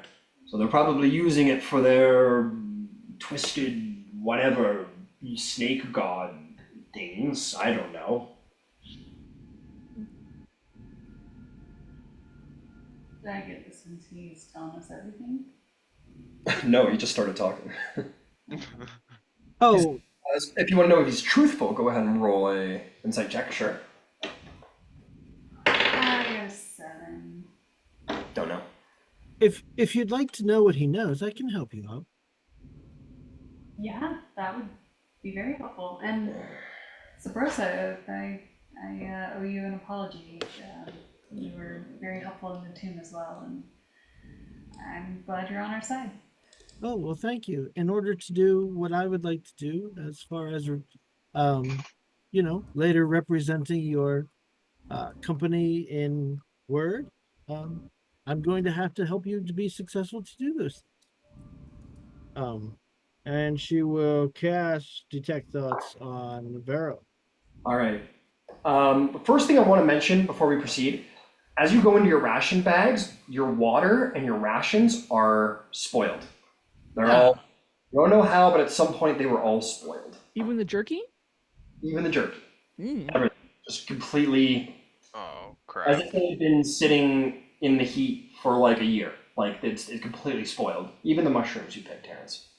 What about the stuff I have on my mount? Those are fine. Everything that you left with your mounts is fine. So feed is good.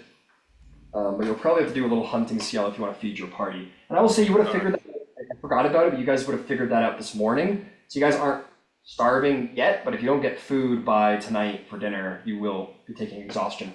Here, I got something so we don't have to worry about. I'll cast, what is it?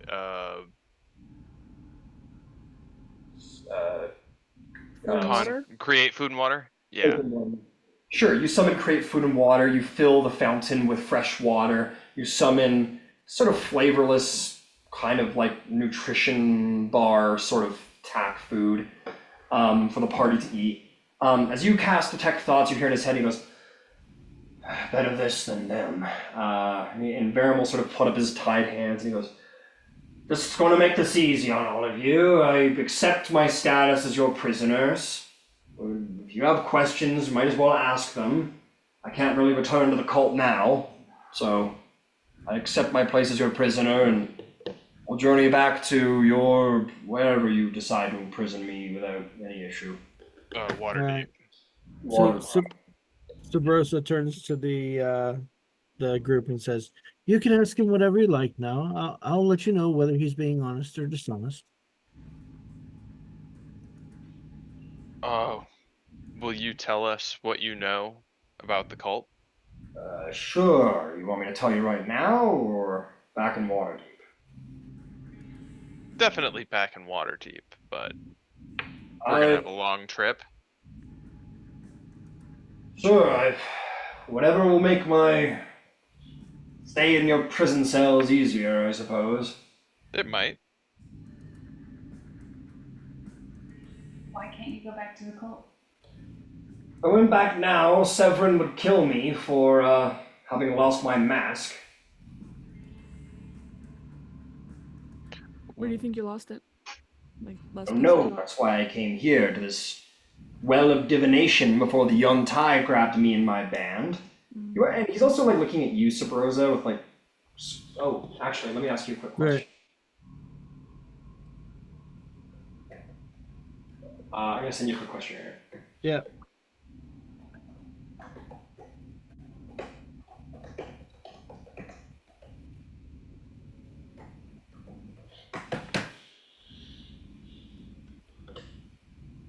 Oh, no, that's why I was trying to stop him earlier. So no, and separate from that, I'm going to try to probe deeper. So he does get a wisdom saving throw against this I believe to it's in see. Jordan, is it not? Oh, maybe it is. Let me look real quick. Detect thoughts. No, it's wisdom. Okay, Wisdom 18. Just to see if there's, anything else that he knows that he's maybe not even aware of, right? understood. Let's try now. Okay. Yeah, you probe into his mind, and you're going to learn that what weighs heavily on his mind is that he can't return to the cult. He knows he can't return to the cult. So he's kind of fucked. He's stuck between basically what you learn is that he's stuck between a rock and a hard place. Right. He can't return to the cult because they'd kill him. He believes that wholeheartedly, that if he returned there, they would kill him. Because, you have to ask him about why he believes that. But he also thinks that he doesn't want to die, so he's going to go with you and be a prisoner of war and be able to live. And hopefully he hopes that he thinks that if he's forthright and gives detailed plans of what he knows as a wearer of purple, that he might be able to buy himself a small amount of comfort in his time. Is there anything deeper in his thoughts, whether he's aware of it or not? Like, I guess, like the last information he had about the mask? Uh, uh,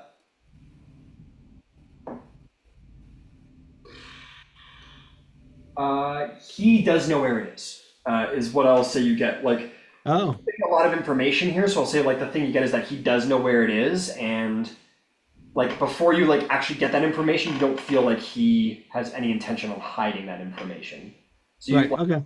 there's a feeling of openness about that, if sort of like a bit of a embarrassment. Right. You basically get the sense that he feels like being very forthright and truthful about things to buy himself some good grace as a prisoner. Okay. I'll say to, I guess to Aravir, since she seemed to be asking the questions, he does know where the mask is. He sort of rolls his eyes and looks over at you, Sabrosa, and goes, he looks, and he's just like, and you guys will all notice that he has like, he's just kind of like apathetic and like, this is my fate now, kind of resigned to it. And whenever he looks at Sabrosa, he's got like a really mean, like kind of like pissed off, like, I don't like you look. But the rest of you, he's like, whatever. He says, yeah, I came here and tried to use the divination pool, and I found it. It's already back in the hands of the cult. It's presently at the Well of Dragons, so I failed to keep my mask, which means that they're going to think I'm unworthy and kill me if I try and return. Is the Well of Dragons where we find Severin as well? I don't know, he's all over the place, but I would assume so. That's where major operations are happening, in the Sunset Mountains.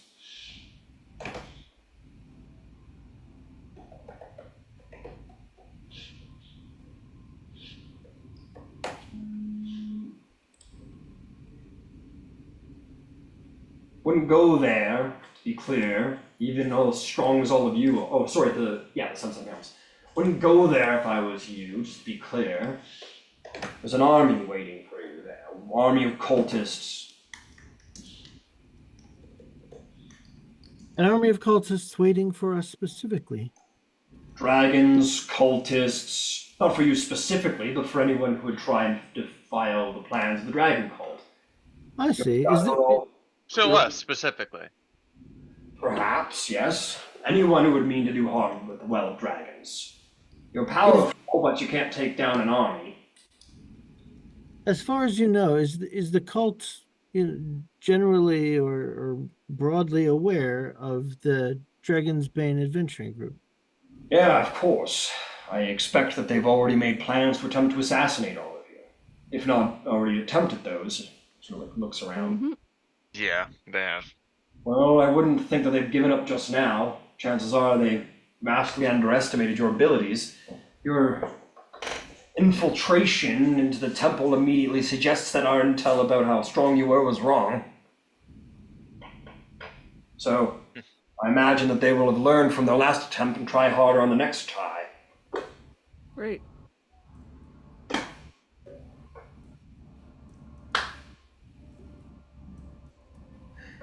Oh, do you guys want to take a rest here for the night and head back to town in the morning? Or do you want to go through the night? No, I we would can love rest here. Okay. We're gonna need to take watches.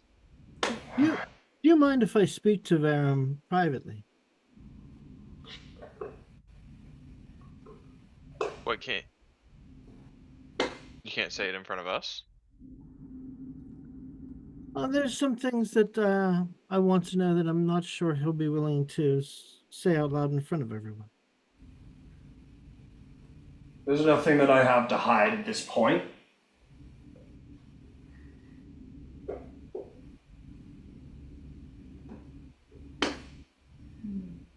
Do they not know that you're a traitor?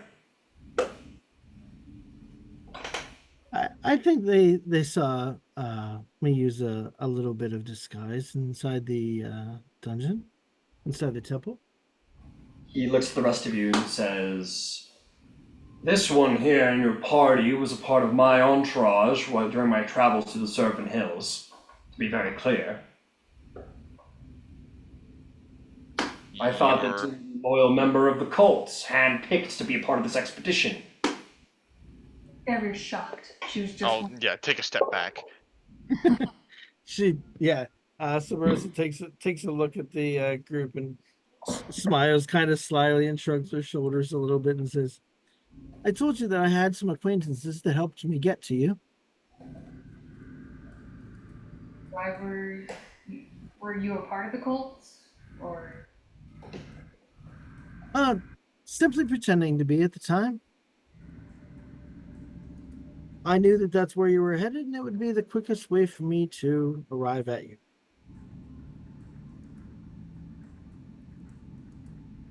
Been working with the cult for many years. I've heard about all of her accomplishments with us, her loyalty and such, which is why I chose her for this expedition.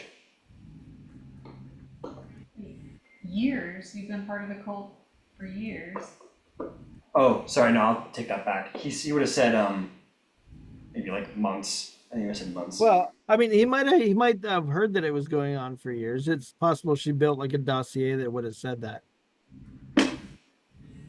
That is how we got our start. You were with the cult too, Terrence? Undercover! You're part of that. We're hired. We were just traveling. We were hired by their caravan as guards. Yeah. Oh, but we weren't part of the cult. No, but we were traveling beside them. Oh no, then I did things much the same way that you did. I was certainly not a part of the cult. I was simply undercover with them so that I could make my way to you.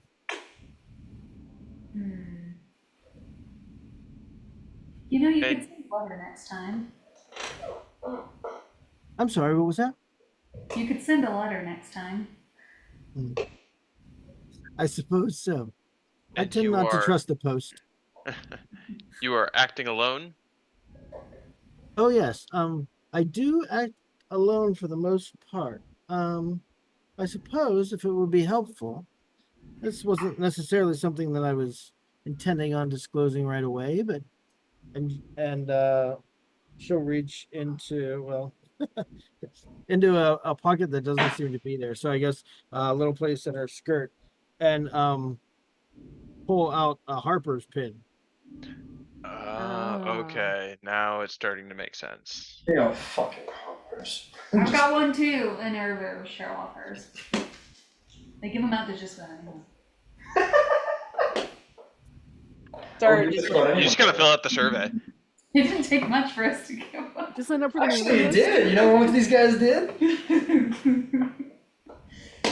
That my headphones gave out. I'm sorry. What was that? So she pulled out a Harper's pin. Yeah. Erevir will show her Harper's pen as well. Well, there. See, we're on the same side. It seems to be the case. I owe you apologies once again.